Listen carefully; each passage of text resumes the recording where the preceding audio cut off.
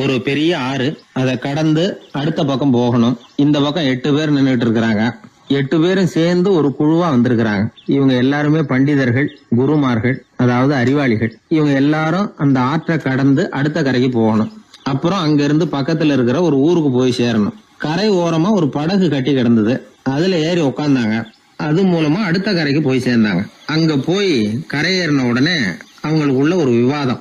அறிவாளிகள் இல்லையா, அதனால ஒருத்தர் சொன்னார், இந்த படகு நமக்கு உதவி செஞ்சிருக்குது. அது செஞ்ச உதவி மூலமா தான் நாம 8 பேரும் இந்த ஆற்றை கடந்து இந்த பக்கம் வந்திருக்கிறோம். இது செஞ்சிருக்கிற உதவிக்கு நாம நன்றி செலுத்தணும், பதில் மரியாதை செய்யணும். அதை எப்படி செய்யறது அப்படின்னார். இன்னொருத்தர் அதுக்கு ஒரு யோசனை சொன்னார். நமக்கு உதவி செஞ்சிருக்கிற இந்த படகுக்கு மரியாதையும் நன்றியும் செலுத்துகிற முறையில அதை நாம எல்லாரும் நம்ம தலைமையில சுமந்துகிட்டு போறதுதான் நியாயம்.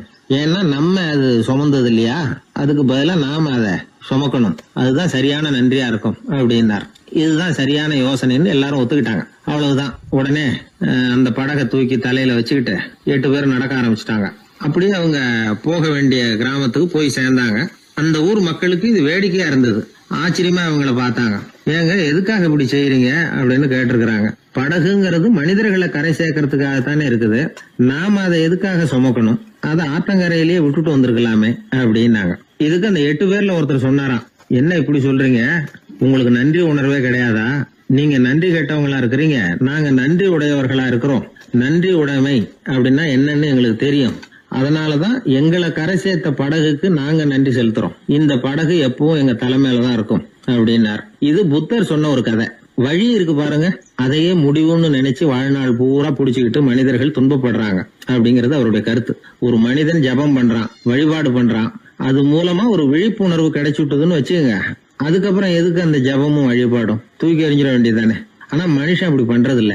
வழிபாட்டையே லட்சியமா வச்சுக்கிட்டு அதையே கெட்டியா புடிச்சுக்குவான். அந்த ஜபத்துக்கு அவன் ஒரு கைதி ஆயிடுறான். அதனால அதை விட்டுட்டு அவனால வெளியில வர முடியல.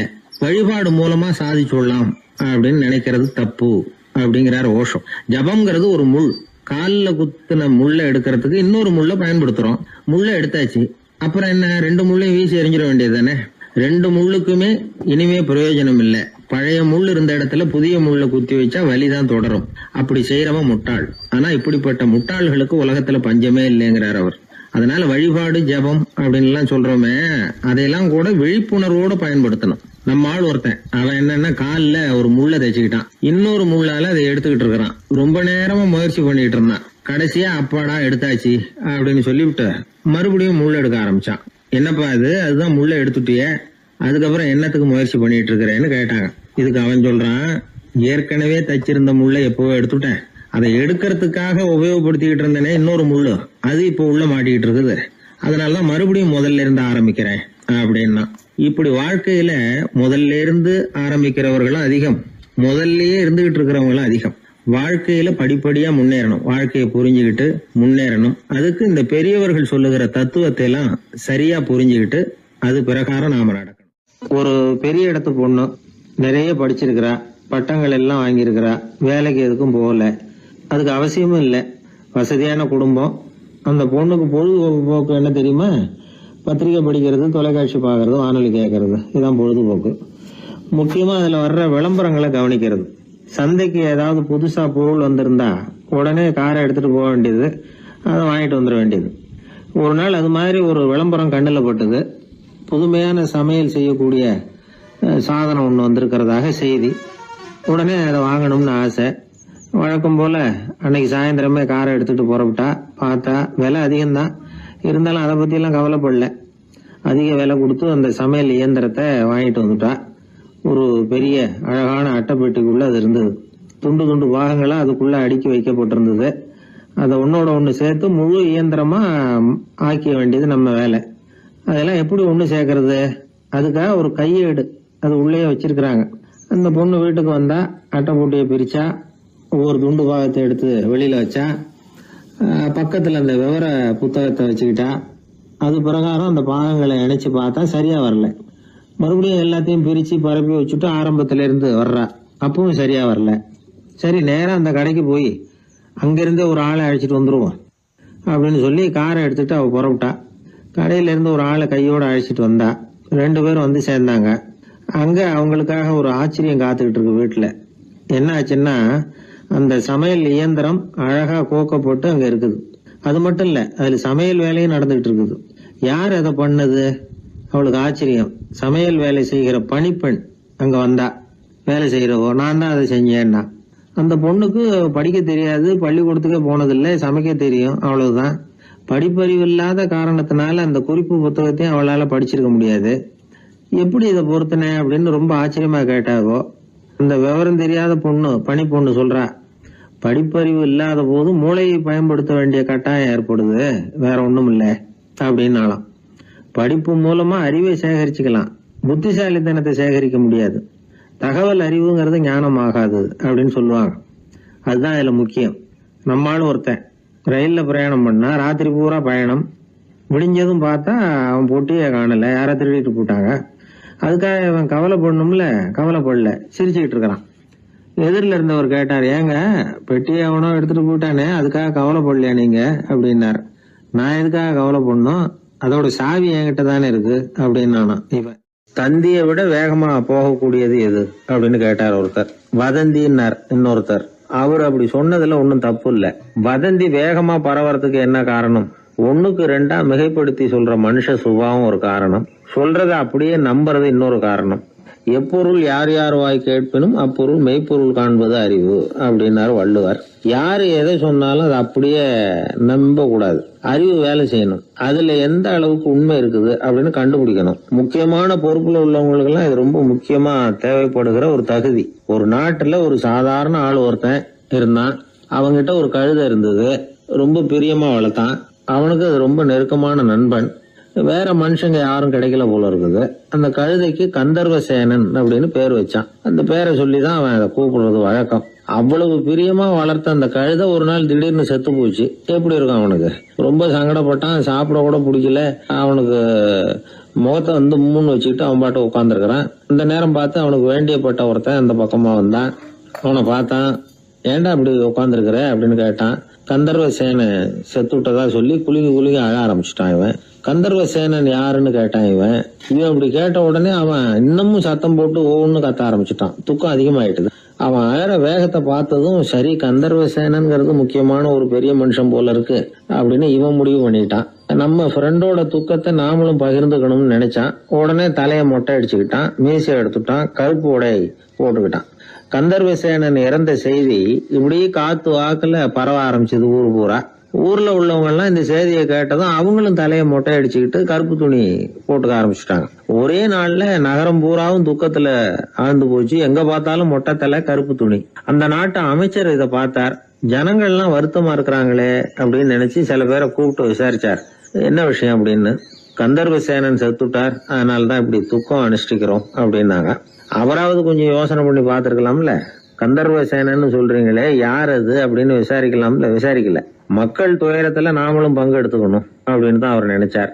அவரும் உடனே மொட்டை அடிச்சுக்கிட்டு கருப்பு சட்டை போட்டு ஆரம்பிச்சுட்டார். அமைச்சர் இப்படி இருக்காருங்கிற செய்தி அரசருக்கு எட்டுச்சு. அவரு என்ன பண்ணாரு, அவரும் மொட்டை போட்டுக்கிட்டு தூக்கம் அனுஷ்டிக்க ஆரம்பிச்சுட்டார். அன்னைக்கு ராத்திரி ராஜா மொட்டை தலையோட அந்த புறத்துக்கு வர்றார், முகத்தை முன்னு வச்சுக்கிட்டு. ராணி பார்த்தாங்க. என்னங்க இது, என்ன விஷயம், உங்க துக்கத்துக்கு என்ன காரணம்னு கேட்டாங்க.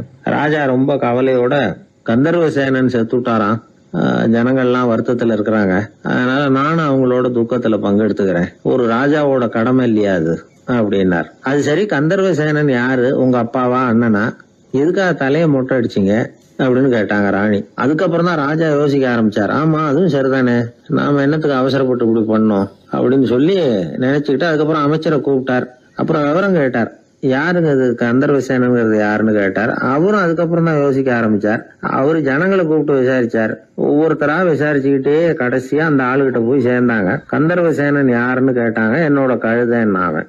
ராஜாவும் மந்திரியும் தலையை தொங்க போட்டுக்கிட்டாங்க.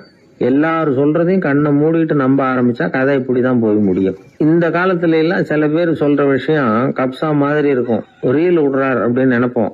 ஆனா அதுலயும் உண்மை இருக்கும். ஒருத்தர் ரொம்ப பெருமையா சொன்னார், சார் 10 பேர் ஒரே குடையில வந்தோம் சார், ஒரு சொட்டு தண்ணி கூட எங்க யார் மேலயும் படல சார் அப்படின்னார். 10 பேர் ஒரே குடையில வந்திருக்கிறாங்க, ஒரு சொட்டு தண்ணி கூட மேல படலையாம். பெருமையா சொன்னார். அது எப்படிங்கன்னு கேட்டோம். அவரு சொல்றாரு, ஏன்னா அப்ப மழையே பெய்யல சார் அப்படின்னார். நம்ம உடம்புல ரத்த அழுத்தம் இருக்குதே, அது நல்லதா கெடுதலாம். உடனே அது கெடுதல்னு தான் சொல்லுவோம். ஆனா உண்மை அது இல்ல. இயற்கையா உள்ள ரத்த அழுத்தம் நம்ம உடம்புக்கு தேவையான ஒண்ணு. அந்த அழுத்தம் அதிகமா போனாதான் கெடுதல். அததான் நாம பிபின்னு சொல்றோம். ஆனா அது உண்மையிலேயே உயர் ரத்த அழுத்தம், ஹைப்பர் டென்ஷன். இதயம்ங்கிறது ஓயாம வேலை செஞ்சுக்கிட்டு இருக்கிற ஒரு பம்பு. இதயம் சுருங்கி ரத்தத்தை பம்பு செய்யறப்போ ரத்த அழுத்தம் கூடுதலா இருக்கும். இதுக்கு பேரு சிஸ்டாலிக் பிளட் பிரஷர் அப்படின்னு பேர். இதயம் விரிந்த நிலைக்கு திரும்புறப்போ ரத்த அழுத்தமும் குறையுது. இதுக்கு பேரு டயஸ்டாலிக் பிளட் பிரஷர் அப்படின்னு பேர். இப்படி இது மாறி மாறி இருக்கும். இந்த பிபி 140 90 இப்படின்லாம் சொல்றாங்கல்ல, இதுதான். சீரா இருக்க வேண்டிய ரத்த அழுத்தம் ஒரு அளவுக்கு மேல அதிகரிச்சுட்டா ஆபத்து ஆரம்பம்னு அர்த்தம்.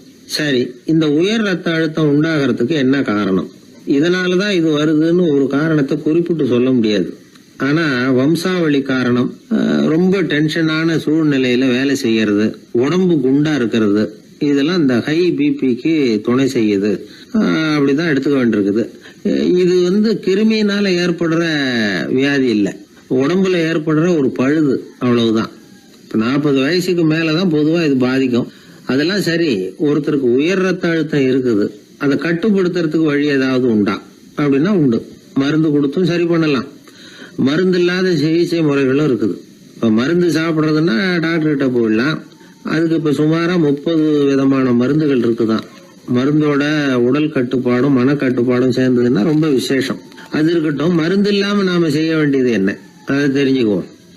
முதல்ல சீரான உடற்பயிற்சி, வாக்கிங் ரொம்ப நல்லது. மனசை அமைதிப்படுத்துறதுக்கு யோகாசனம், ஆழ்நிலை தியானம், இது மாதிரியான பயிற்சிகள் நல்லது. ஒரு காலத்துல யோகாசனம் பண்ணுங்க, தியானம் பண்ணுங்கன்னு சொன்னா ஒரு மாதிரியா பார்த்தாங்க. இப்ப மருத்துவ நிபுணர்களே அதெல்லாம் ரொம்ப அவசியம்தான் அப்படின்னு சொல்றாங்க. இன்னொரு அதிசய சிகிச்சை முறை இப்போ வழக்கத்துக்கு வந்திருக்குது. பயோ ஃபீட்பேக் அப்படின்னு பேர். மூளையின் அழுத்த அலைகளை பதிவு பண்ணி அதை மறுபடியும் உடம்புக்குள்ள செலுத்தி இந்த ரத்த அழுத்தத்தை சீராக்கி போடுறாங்க. சில பேருக்கு இந்த ஹை பிபி பார்டர் லைன்ல இருக்கும். அவங்களுக்கெல்லாம் மருந்துகள் அவசியம் இல்லை. வாழ்க்கை முறையில சில மாற்றங்களை பண்ணிக்கிட்டாவே போதும். பிஹேவியரல் மாடிஃபிகேஷன்ஸ்னு சொல்றாங்க. அது எப்படின்னா, பரபரப்பான வாழ்க்கை முறையை தவிர்க்கணும். புகைப்பிடிக்கிற பழக்கம், மது அருந்தும் பழக்கம், இதெல்லாம் இருந்தா விட்டுடணும். சாப்பாட்டுல உப்பை குறைக்கணும். கொழுப்பு சத்து ஆகாரங்களை குறைச்சிக்கணும். முடிஞ்சா விட்டுடலாம். குடும்பத்துல ஏற்கனவே யாருக்காவது ஹை பிபி இருந்தா சந்ததிகள் ஜாகிரதையா இருக்கணும். நடுத்தர வயசை அடைஞ்சவங்க அப்பப்ப அந்த பிபி செக் பண்ணிக்கிறது நல்லது. டாக்டர் சொல்றத நம்மள பல பேர் சரியாவே கேட்கறது இல்லை. அதனாலதான் இடைஞ்சல். ஒரு ஆளு பிபின்னு சொல்லி டாக்டர் கிட்ட போனான். உடம்பு குண்டா இருக்கு, அதை குறைக்கணும், முதல்ல தினமும் உடற்பயிற்சி பண்ணு அப்படின்னாரு. சரின்னு சொல்லிவிட்டு வந்தான், செஞ்சான். கொஞ்ச நாள் கழிச்சு மறுபடியும் டாக்டர் கிட்ட போனான். என்னப்பா எக்ஸசைஸ் பண்ணியா அப்படின்னு கேட்டார். தினமும் பண்ணேன் டாக்டர்னா. என்ன பண்ணேன்னு கேட்டார். முன்னெல்லாம் சிகரெட்டை கடையில வாங்குவேன், இப்ப நான் அப்படி வாங்குறத விட்டுட்டேன். தினமும் நானே என் கையாலேயே உருட்டி தயார் பண்றேன் டாக்டர். இது ஒரு எக்ஸசைஸ் தானே அப்படின்னா. ஒரு தடவை கலைவாணர் NS கிருஷ்ணன் பேராசிரியர் கல்கியை சந்திச்சு பேசிக்கிட்டு இருந்தாராம். கலைவாணர் கல்கியை பார்த்து, எனக்கு கதை எழுத ஆசையா இருக்கு, எப்படி எழுதுறதுன்னு கேட்டாராம். கதை எழுதுறதுக்கு 4 மை வேணும்னாராம் கல்கி. அப்படியா, அப்படின்னா என்னென்ன கலர் மை அப்படின்னு கேட்டிருக்காரு கலைவாணர் சிரிச்சுக்கிட்டே. நான் சொன்னது கலர் மை இல்ல, அது வேற மை.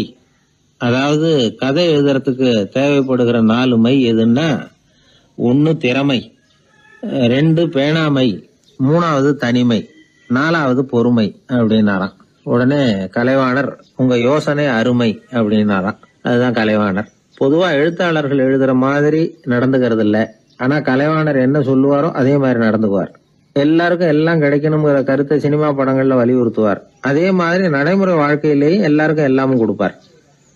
பணம், பதவி, புகழ் இப்படி எதுவுமே இல்லாத ஒரு சாதாரண மனுஷனா இருந்தா கூட இவர் மனுஷனுக்கு கொடுக்கற மரியாதையில கொஞ்சமும் குறைச்சல் இருக்காது. இந்த குணம் சாதாரணமா எல்லாருக்கும் இருக்கிறது இல்ல. அவரு சினிமா தியேட்டருக்கு போய் சினிமா பாக்குறது வழக்கம். அவரு வந்திருக்கிறாருங்கிறது தெரிஞ்சா போதும், வெளியில பிச்சைக்காரங்க கூடிடுவாங்க. இது அவருக்கு தெரியும். வெளியில நம்மளை நம்பி ஒரு கூட்டம் காத்துக்கிட்டு இருக்குமேன்னு நினைப்பார். உடனே ஒரு 100 ரூபா நோட்டை கொடுத்து சில்லறையா மாத்திட்டு வர சொல்லுவார். படம் முடிஞ்சு வெளியில வர்றப்போ சில்லறையோட வருவார். எல்லாருக்கிட்டையும் கொடுத்துருவார். ஏன்னா எல்லாரும் தேடிட்டு வருவாங்க அவரை. என்ன எல்லாரும் சௌக்கியமா இருக்கிறீங்களா அப்படின்னு பிரியமா விசாரிப்பார். ஏதோ ரொம்ப நெருங்கின சொந்தக்காரங்களை விசாரிக்கிறது மாதிரி விசாரிப்பாரு. தன்கிட்ட இருக்கிற சில்லறையை எல்லாருக்கும் சமமா பிரிச்சு கொடுத்துட்டு தான் அங்கிருந்து புறப்படுவார். ஒரு நாள் அது மாதிரி புறப்படுற சமயத்துல ஒரு சின்ன பையனுக்கு சில்லறை எதுவும் கிடைக்கல கொடுக்கறதுக்கு. இது கலைவாணருக்கு தெரியாது. கார்ல ஏறி புறப்பட்டு போயிட்டார். அந்த பையன் காரை பிடிச்சிக்கிட்டு பின்னாடியே ஓடியாந்துருக்கிறான். ஐயா, நீங்களே இல்லைன்னு சொன்னா நான் என்ன பண்றது? இன்னைக்கு பட்னி தான், அம்மாவுக்கு வேற உடம்பு சரியில்லை அப்படின்னு கத்திட்டே ஓடியாந்தானா. கலைவாணர் கவனிச்சுட்டார். உடனே காரை நிறுத்த சொன்னார். இறங்கினார். அந்த சின்ன பையனை கட்டி பிடிச்சிக்கிட்டு என்ன மன்னிச்சுக்கப்பா, நான் கவனிக்காம வந்துட்டேன் அப்படின்னு சொல்லி அழ ஆரம்பிச்சுட்டாராம்.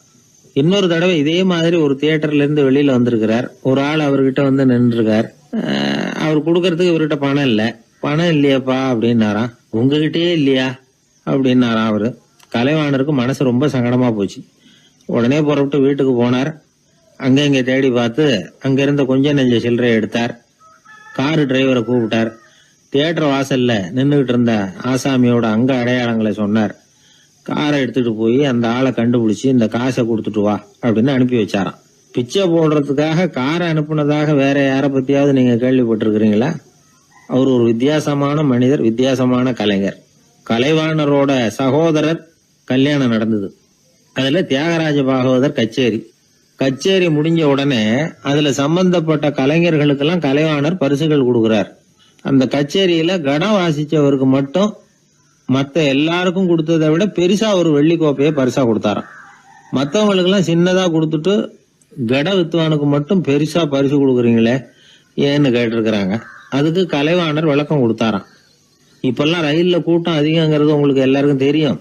இந்த வித்வான் இவ்வளவு பெரிய மண்பானைய ரயில்ல ரொம்ப பத்திரமா உடையாம ரொம்ப தூரத்துல இருந்து கொண்டு வந்திருக்கிறாரே, அது என்ன சாமான்யமான காரியமா? அவரோட அந்த சாமர்த்தியத்தை பாராட்டுறதுக்காக தான் அவருக்கு இவ்வளவு பெரிய பரிசு அப்படின்னா. ஒரு மனிதன் கோபப்படும் பொழுது அவனை நல்லா கவனிச்சு பாருங்க.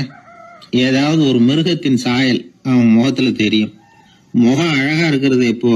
அவன் புன்னகையோட இருக்கிறப்பதான். கோபமா இருக்கிறப்ப முகம் அழகா இருக்காது. சார் கோபத்துல இருக்கார், இந்த கோபம் குறையறதுக்குள்ள ஒரு போட்டோ எடுத்துருங்க, அழகா இருக்கும் அப்படின்னு யாரும் சொல்றது இல்ல. போட்டோ எடுக்கிறவர் கூட எடுக்கிறதுக்கு முன்னாடி முகத்தை கொஞ்சம் சிரிச்ச மாதிரி வச்சுங்க சார் அப்படின்னு தான் சொல்லுவார்.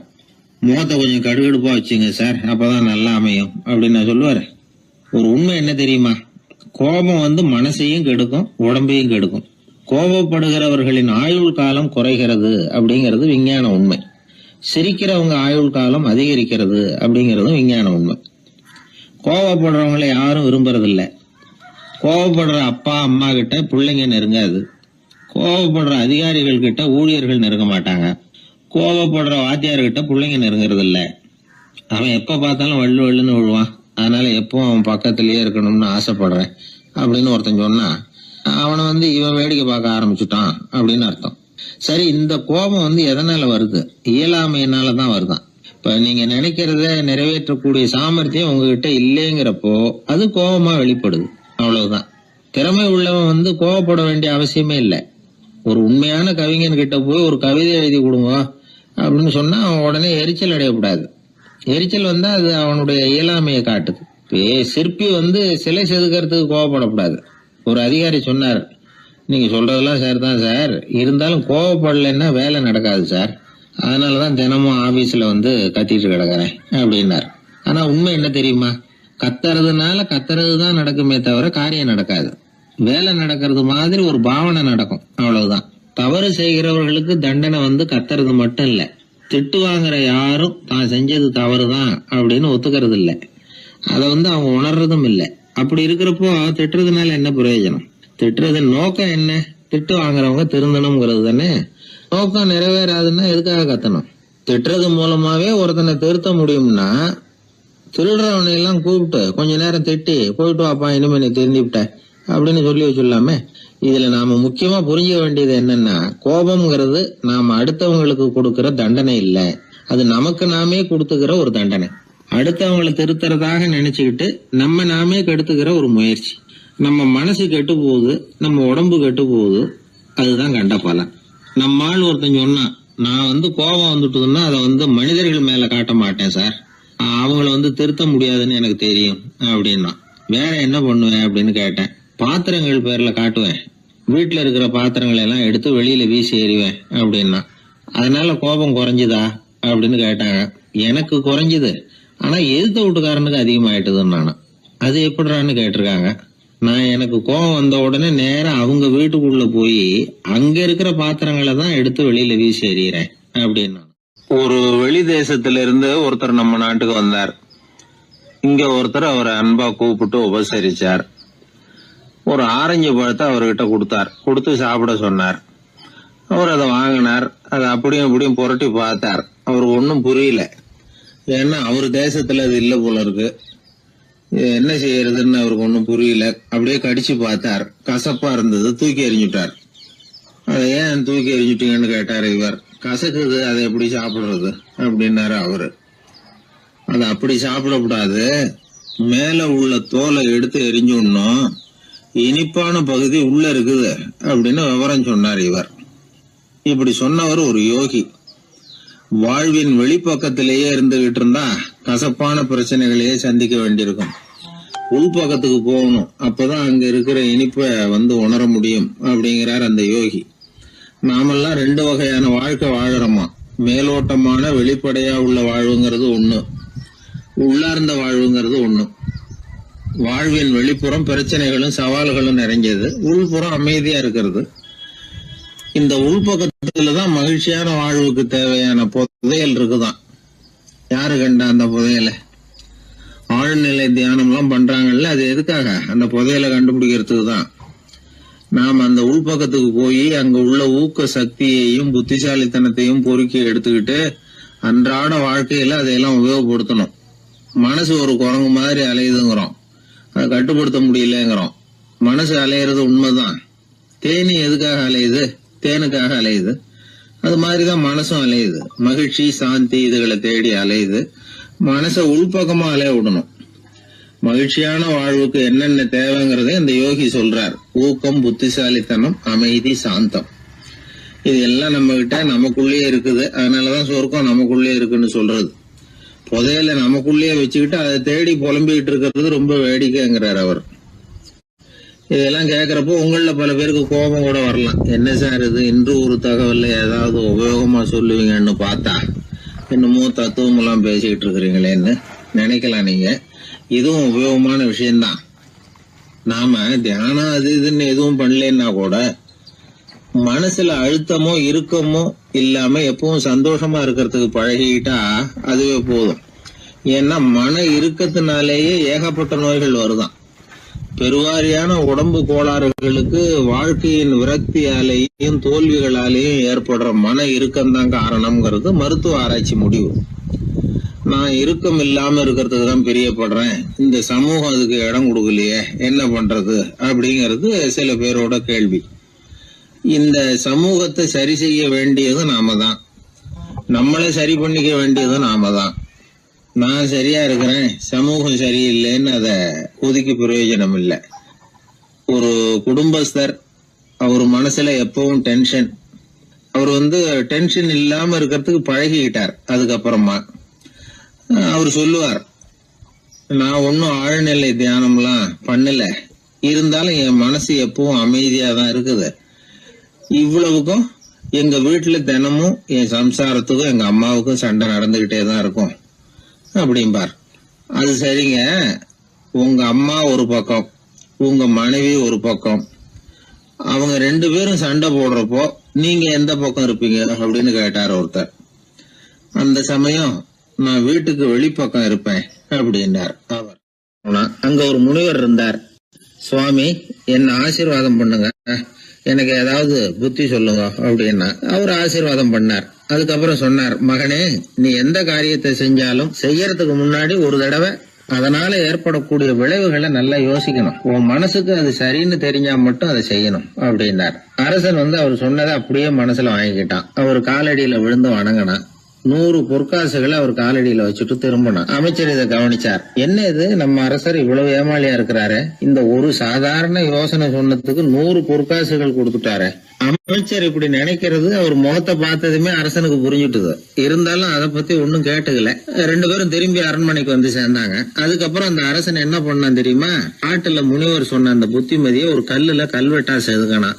தன்னுடைய அறையில எல்லாரும் கண்ணிலையும் படும்படியாக அப்படி ஒரு இடத்துல பதிச்சு எல்லாரும் பாக்குறது மாதிரி பண்ணிவிட்டான். இப்போ அந்த அமைச்சருக்கு ஆச்சரியம், என்ன இது, நம்ம மன்னருடைய அறியாமையை புரிஞ்சுக்கவே முடியலையே, இத போய் கல்லுல செதுக்கி வைக்கணுமா, பேர்பட்ட அறிவுரையாது அப்படின்னு நினைச்சார். கொஞ்ச நாள் ஆச்சு. ஒரு நாள் அந்த மன்னருக்கு கடுமையான வயிற்று வலி. உடனே அரண்மனை வைத்தியரை கூப்பிட்டார். அவர் வந்து சேர்ந்தார். மன்னரை சோதிச்சு பார்த்தார். கொஞ்ச நேரம் இப்படியே படுத்துருங்க, நான் எங்க வீட்டுக்கு போய் இதுக்கு பொருத்தமா ஒரு மருந்து தயார் பண்ணிட்டு வரேன் அப்படின்னு சொல்லிட்டு ஓடினார். மருந்தோட திரும்பி அவர் வந்த சமயத்துல மன்னர் ஒரு கட்டில்ல கண்மூடி படுத்திருக்கிறார். பக்கத்துல யாரும் இல்ல. வைத்தியர் வந்தார். ஒரு சின்ன கோப்பையில கொஞ்சம் மருந்தை ஊத்தினார். அப்படியே அங்க சுத்தி முத்தி பார்த்தார். ஏதோ ஒரு பொடியை வந்து அதுல கலந்தார். கலந்து எடுத்துக்கிட்டு மன்னரை நெருங்கினார். கொஞ்சம் யோசனை பண்ணார். அப்புறம் திரும்பி போனாரு. கையில இருந்த மருந்து அப்படியே கீழே கொட்டிட்டு வந்தார். அந்த கோப்பையை நல்லா கழுவி சுத்தம் பண்ணிவிட்டு மறுபடியும் கொஞ்சம் மருந்தை ஊத்திட்டு வந்தார். அதுக்கப்புறம் மன்னா அப்படின்னு சொல்லி மெதுவா கூப்பிட்டாரு. இவர் எழுந்திருச்சார். அப்புறம் இவரு சொன்னார், மன்னர் வைத்தியரே, நான் வந்து கண்ணை மூடிக்கிட்டு இருந்தாலும் அப்பப்ப கவனிச்சுக்கிட்டு தான் இருந்தேன். முதல்ல எதையோ கலந்தீங்க, அப்புறம் அதை கொட்டிவிட்டு வேற என்ன விஷயம், உண்மையை சொல்லுங்க அப்படின்னு மிரட்டினார். வைத்தியர் மிரண்டு போட்டார். அப்படின்னு மன்னருடைய காலில் விழுந்தார். அதுக்கப்புறம் உண்மையை சொன்னார். மகாராஜா, உங்களுடைய படை தளபதி உங்களை கொல்றதுக்காக சதி பண்ணார். விஷம் கலந்து கொடுக்கும்படியாக சொன்னார். வெகுமதி நிறைய தர்றேன்னார். நானும் சரின்னு சொல்லிவிட்டு இங்க வந்தேன். அவர் கொடுத்த விஷப்பொடிய மருந்துல கலந்தேன். எடுத்துக்கிட்டு உங்ககிட்ட வந்தப்போ எதிரில நீங்க வச்சிருக்கிற அந்த கல்வெட்டு வாசகம் கண்ணுல போட்டது. எந்த காரியத்தை செஞ்சாலும் அதோட விளைவுகளை பத்தி யோசிக்க சொல்லிச்சு அந்த வாசகம். யோசனை பண்ணுனேன். என் உயிருக்கே ஆபத்துங்கிறத புரிஞ்சுக்கிட்டேன். உடனே திரும்பி போய் அதை கொட்டி கழுவி விட்டு வேற நல்ல மருந்தா ஊத்திக்கிட்டு வர்றேன் அப்படின்னார். இப்ப அந்த மன்னர் அமைச்சரை கூப்பிட்டார். பாத்தீங்களா, இந்த புத்திமதிய அன்னைக்கு நீங்க அலட்சியமா நினைச்சீங்க, இன்னைக்கு அதுதான் என் உயிரை காப்பாத்தி இருக்குது அப்படின்னார். அமைச்சர் தலையை குனிஞ்சுக்கிட்டாராம். அதனால பெரியவர்கள் நமக்கு சொல்ற புத்திமதி சாதாரணமா தான் தெரியும். அதுக்காக நாம வந்து அதை அலட்சியம் பண்ணிடக்கூடாது. இந்த காலத்துல ஒருத்தன் ஒரு சாமியார் கிட்ட போனா ஒரு 1000 ரூபாய அவர் காலடியில வச்சுட்டு திரும்பி வந்தான். எதுக்கு அதுன்னு கேட்டேன். இன்னைக்கு நான் இந்த அளவுக்கு நல்லபடியா இருக்கிறதுக்கு அவர் தான் காரணம். ஏற்கனவே ஒரு தடவை இவர்கிட்ட வந்து புத்தி சொல்லுங்கன்னு கேட்டேன், மாட்டேன்னு விட்டார். அன்னைக்கு அவர் ஏதாவது எனக்கு புத்தி சொல்லி நான் அது பிரகாரம் நடந்திருந்தேன்னா இன்னைக்கு நான் வீணா போயிருப்பேன். அதுக்காக ஒரு நன்றியை தெரிவிக்கிறதுக்காக தான் இன்னைக்கு வந்தேன், இந்த காணிக்கையை செலுத்துறேன் அப்படின்னு சொல்லிவிட்டு அவன் பாட்டு தெருவில் இறங்கி நடந்து போனான். உழைப்பும் நேர்மையும் உயர்வதற்கு வழிகள். அதை விட்டுட்டு உட்கார்ந்த இடத்துல இருந்துகிட்டே உயர போகணும் அப்படின்னு ஆசைப்படக்கூடாது. பல பேர் அப்படிதான் கற்பனை பண்றாங்க. அந்த கற்பனையிலேயே பாதி வாழ்க்கை ஓடி போடுது. உழைப்புங்கிற வழியையும் நேர்மைங்கிற வழியையும் ஒதுக்கிவிட்டு குறுக்கு வழியில ஓட நினைக்கிறவங்க குப்புற விழுந்துடுறாங்க. எந்த தொழிலை நாம செய்தாலும் சரி, அந்த தொழிலுக்குரிய பெருமையை நாம புரிஞ்சுக்கிட்டு அதுல ஈடுபடணும். அப்படி இல்லாம என்ன சார் பொழப்புது, இந்த தொழிலை மனுஷன் செய்வானா அப்படி புலம்பிக்கிட்டே இந்த தொழிலையே செஞ்சுக்கிட்டு இருக்கிறவங்க நம்மள பல பேர் உண்டு. செய்யும் தொழிலே தெய்வம் அப்படின்னு சொல்றாங்கல்ல, அப்படி சொல்றது எதுக்காக? அந்த அளவுக்கு அதுல ஒரு ஈடுபாடு வேணுங்கிறதுக்காக தான். ஒரு பெரிய மலைப்பகுதி, அந்த மலை அடிவாரத்துல ஒரு சிற்பி உட்காந்து ஒரு சிலையை வடிச்சுக்கிட்டு இருக்கிறான்.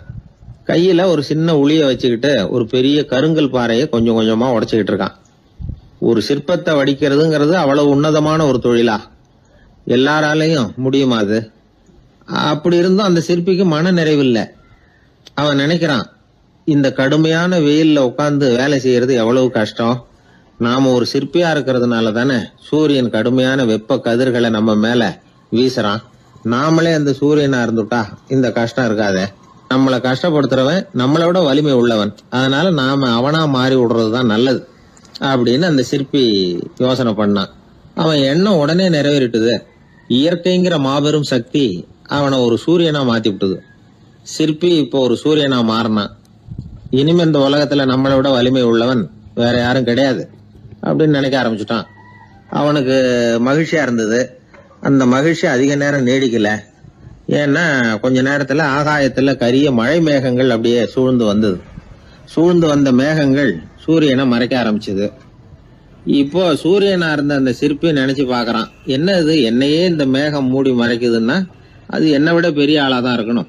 அதனால இனிமே நாம சூரியனா இருக்கக்கூடாது, நாம மேகமா தான் இருக்கணும், அதுதான் கௌரவம் அப்படின்னு நினைக்க ஆரம்பிச்சிட்டான். இப்பவும் பாருங்க, இயற்கை அவனுடைய ஆசையை நிறைவேற்றி வச்சது.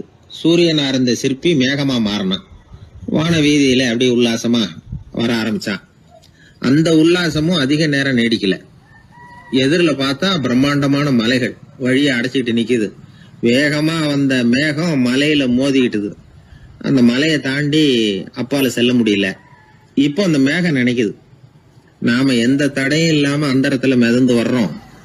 நம்மையே போக விடாம தடுக்குதுன்னா அந்த மலைக்கு எப்பேற்பட்ட வலிமை இருக்கணும். இனிமேல நாம மேகமா இருந்து பிரயோஜனம் இல்ல, இருந்தா மலையா இருக்கணும், அதுதான் பெருமை அப்படின்னு நினைக்க ஆரம்பிச்சான். இப்பவும் பாருங்க, இயற்கை அவனுடைய ஆசையை நிறைவேற்றி வச்சது. மேகமா இருந்த சிற்பி மலையா மாறினான். பெரிய மலை பூமிக்கும் வானத்துக்குமா நின்றுகிட்டு இருக்கு. இனிமே நமக்கு எந்த கவலையும் இல்லை அப்படின்னு நினைச்சது அந்த மலை. இப்படி நினைச்சுக்கிட்டு இருந்த வேளையில அந்த மலையோட காலடியில அடிவாரத்துல ஏதோ சத்தம் கேட்டது. என்ன சத்தம் இது அப்படின்னு சொல்லி அந்த மலை மெதுவா குனிஞ்சு பார்த்துதான். பார்த்தா அங்க ஒரு மனுஷன் தன்னுடைய கையில உளிய வச்சுக்கிட்டு மலையை கொத்திக்கிட்டு இருக்கிறான். ஏதோ ஒரு சிற்பத்தை வடிக்கிறதுக்காக அவன் முயற்சி பண்ணிட்டு இருக்கிறான். இப்போ அந்த மலை நினைச்சுதான், மலையையே ஒருத்தன் உடைக்கிறான்னா அவன் எப்பேற்பட்ட வலிமை உள்ளவனா இருக்கணும். இனிமேலும் மலையா இருந்து பிரயோஜனம் இல்ல, மனுஷனா மாறணும், அதுதான் சரி அப்படின்னு நினைச்சுதான். அந்த வினாடியே அந்த மலை ஒரு மனுஷனா மாறிச்சு. அவன் கையில ஒரு உளி, பழையபடியே ஒரு கருங்கல் பாறையை கொத்த ஆரம்பிச்சான். அந்த ஆள் பழைய நிலைமைக்கு வந்துட்டான். இந்த கதையிலிருந்து நாம தெரிஞ்சுக்க வேண்டியது என்னன்னா, தன்னுடைய உண்மையான பலம் என்னங்கிறது தெரியாமலே தாவி தாவி தடுமாறிக்கிட்டு இருக்கிறான் மனுஷன் அப்படிங்கிறது தான். இனிமேலாவது அதை புரிஞ்சுக்கணும். நாம அதுவா மாறணும்னு நினைக்கிறது தப்பு, நாம இருக்கணும் அப்படின்னு நினைக்கிறது தான் உண்மை, அதுதான் சரி. அந்த சிற்பி என்னென்னோ கற்பனை பண்ணி கடைசியில மறுபடியும் சிற்பியாகவே வந்து சேர்ந்தான் பாருங்க. அதனால நம்முடைய உண்மையான பலம் என்ன அப்படிங்கறத தெரிஞ்சுக்கிட்டு நடந்துகிட்டோம்னா வாழ்க்கையில எப்பொழுதும் வெற்றி நிச்சயம். பண்றதுன்னு எனக்கு புரியல அப்படின்னு கவலைப்பட்டார் ஒரு அப்பா. என்ன பண்றது, அப்பாவோட குணம் கொஞ்சமாவது பிள்ளைக்கும் இருக்கதானே செய்யும்னா, அட போங்க சார், அவனை அடக்கிறதுக்கு ஏதாவது வழி சொல்லுவீங்கன்னு பார்த்தா நீங்க என்னோட சரித்திரத்தை புரட்ட ஆரம்பிச்சுட்டீங்களே. அப்புறம் கேட்டேன் அவரை, சரி பையன் அடம் பண்ணா அவனை நீங்க எப்படி அடக்குறீங்க அதை சொல்லுங்க முதல்ல, அதுக்கப்புறம் என் யோசனையை சொல்றேன் அப்படின்னு. அவரு சொன்னார், வேற என்ன பண்ணுவேன், மிரட்டுவேன், அடிப்பேன், அவ்வளவுதான் எனக்கு தெரியும்னார். அடிச்சா அடங்கிடுவானா பையன் அப்படின்னு கேட்டேன். அது எப்படிங்க அடங்குவான், இன்னமும் தீவிரமா அடம் பண்ண ஆரம்பிச்சிருவான், கத்தி ரகலை பண்ணிவிடுவான் அப்படின்னார். குழந்தை அடம் பண்றானேங்கிற கவலை பல குடும்பங்கள்ல உள்ள ஒரு பிரச்சனை தான். இதுக்கு இப்ப மருத்துவர்கள் ஒரு சுலபமான வழியை சொல்றாங்க. அது என்னன்னா, ஒரு குழந்தை அடம் பண்ணிச்சுன்னா அதை அடிக்கப்படாதான், அதுக்கு பதிலா வேற ஒரு காரியம் பண்ணலாமா. அது என்னன்னா, குடும்பத்துல இருக்கிற எல்லாரும் ஒண்ணு சேர்ந்து அந்த குழந்தைகிட்ட கொஞ்ச நேரம் பேசாம இருந்தோம்னுமா, பேச்சை நிறுத்திக்கணும். குழந்தையால பேசாம இருக்க முடியாது, அது யோசனை பண்ணும், தன்னுடைய தவறை உணர்ந்து அது வருந்த ஆரம்பிக்கும். இப்படி தொடர்ந்து செஞ்சுக்கிட்டு வந்தா குழந்தை கொஞ்ச நாள்ல அடம் பண்றதை நிறுத்தி விடுமா. இது டாக்டர்கள் இப்ப சொல்லி கொடுக்கற ஒரு யோசனை. அதே மாதிரி சில குழந்தைகள் சரியான காரணம் இல்லாம அடம் பண்ணணுங்கிறதுக்காகவே கத்துது பாருங்க, அதை நிறுத்துறதுக்கு கூட ஒரு வழி இருக்குது. அது என்ன வழின்னா, அது அழற சமயத்துல அந்த சத்தத்தை ஒரு டேப் ரெக்கார்டர் மூலமா பதிவு பண்ணி வச்சுக்கணும். குழந்தை கத்த ஆரம்பிக்குதுன்னு வைங்க, உடனே ஏற்கனவே பதிவு பண்ணி வச்சிருக்கிற அழுகை சத்தத்தை போட்டு அந்த குழந்தை காதுல விழறது மாதிரி பண்ணணும். தன்னுடைய அழுகை சத்தத்தை கேட்க ஆரம்பிச்ச உடனே அந்த குழந்தை தான் அழறத நிறுத்திக்குமா. சில குழந்தைகள் சாப்பிட மாட்டேன்னு அடம் பண்ணும். வளர்ந்த குழந்தைய வற்புறுத்தி சாப்பிட சொல்லக்கூடாது. சில பேர் என்ன பண்ணுவாங்கன்னா, கட்டாயப்படுத்தி சாப்பாட்டை திணிப்பாங்க. அதெல்லாம் ரொம்ப தப்பு. குழந்தைக்கு விவரம் தெரிஞ்சதுக்கு அப்புறம் சாப்பாட்டு விஷயத்துல நீங்க தலையிட வேண்டிய அவசியமே இல்லை. பசிச்சா சாப்பிடணுங்கிறது அதுக்கு புரியும். அது தானாவே சுதந்திரமா எடுத்து போட்டு சாப்பிடுறதுக்கு அனுமதிக்கணும். நீங்க போய் அதுகிட்ட நின்றுட்டு சாப்பிடு சாப்பிடு அப்படின்னு வற்புறுத்திக்கிட்டு இருக்க கூடாது. நீங்க அதை வற்புறுத்தாம இருந்தா அது உங்களை வித்தியாசமா பார்க்க ஆரம்பிக்கும். உண்மையிலேயே பசி இருந்ததுன்னா தனக்கு எவ்வளவு தேவையோ அவ்வளவு எடுத்து போட்டுக்கிட்டு அந்த குழந்தை சாப்பிட்டுக்கும், எந்த பிரச்சனையும் இருக்காது. ஆக இது மாதிரியான சில நுட்பங்களை நாம மனசுல வச்சுக்கணும். அப்படி வச்சுக்கிட்டோம்னா வீட்டுல குழந்தைகளால எந்த பிரச்சனையும் இருக்காது. இந்த காலத்து பையன் ஒருத்தன், அவன் ரொம்ப கவலையோட வந்தான். என்னப்பா விஷயம்னு விசாரிச்சேன். எங்க அப்பா என்கிட்ட 1 மாசம் உன் கூட பேச மாட்டேன் போ அப்படின்னு சபதம் போட்டுட்டாருன்னா, அதுக்காகவா இப்படி கவலைப்படுறேன்னு கேட்டேன். இல்லைங்க, அந்த 1 மாச கெடு இன்னையோட முடியுது, அதுக்காக கவலைப்படுறேன் அப்படின்னா. ஒரு பெரிய சிந்தனையாளர் இருந்தார். அவர் ரஷ்யாவில் இருந்தார். நிறைய புத்தகங்கள் எழுதியிருக்கிறார். அவர் பேரு ஓஸ்பென்ஸ்கி. உலகின் மிகச்சிறந்த 3 புத்தகங்கள்ல ஒண்ணு இவர் எழுதியிருக்கிறார் அப்படின்னு கூட சொல்றது உண்டு. அப்பேற்பட்ட எழுத்தாளர். அந்த காலத்துல குருஜீஃப் அப்படின்னு சொல்லி ஒரு பெரியவர் இருந்தார். ரொம்ப எளிமையான வாழ்க்கை வாழ்ந்துகிட்டு இருந்தவர். இவரை தேடி அந்த எழுத்தாளர் வந்தார். ஐயா, உங்ககிட்ட சில கேள்விகள் கேட்டு விளக்கம் பெறலாம்னு வந்திருக்கிறேன்னார். உடனே அந்த பெரியவர் என்ன செஞ்சார் தெரியுமா? ஒரு வெற்று காகிதத்தை எடுத்தார், அவர்கிட்ட கொடுத்தார். இந்தாங்க, இதை வச்சுங்க, நாம 2 பேரும் பேசுறதுக்கு முந்தி நீங்க ஒரு காரியம் பண்ணணும்னார். என்ன செய்யணும் சொல்லுங்கன்னார் அவரு. இந்த காகிதத்துல உங்களுக்கு தெரிஞ்சதெல்லாம் என்ன, தெரியாததெல்லாம் என்ன அப்படிங்கிற பட்டியலை எழுதிட்டு வாங்க. அதுக்கு பிறகு உங்களுக்கு தெரியாத விஷயங்களை பத்தி நாம 2 பேரும் உரையாடலாம்.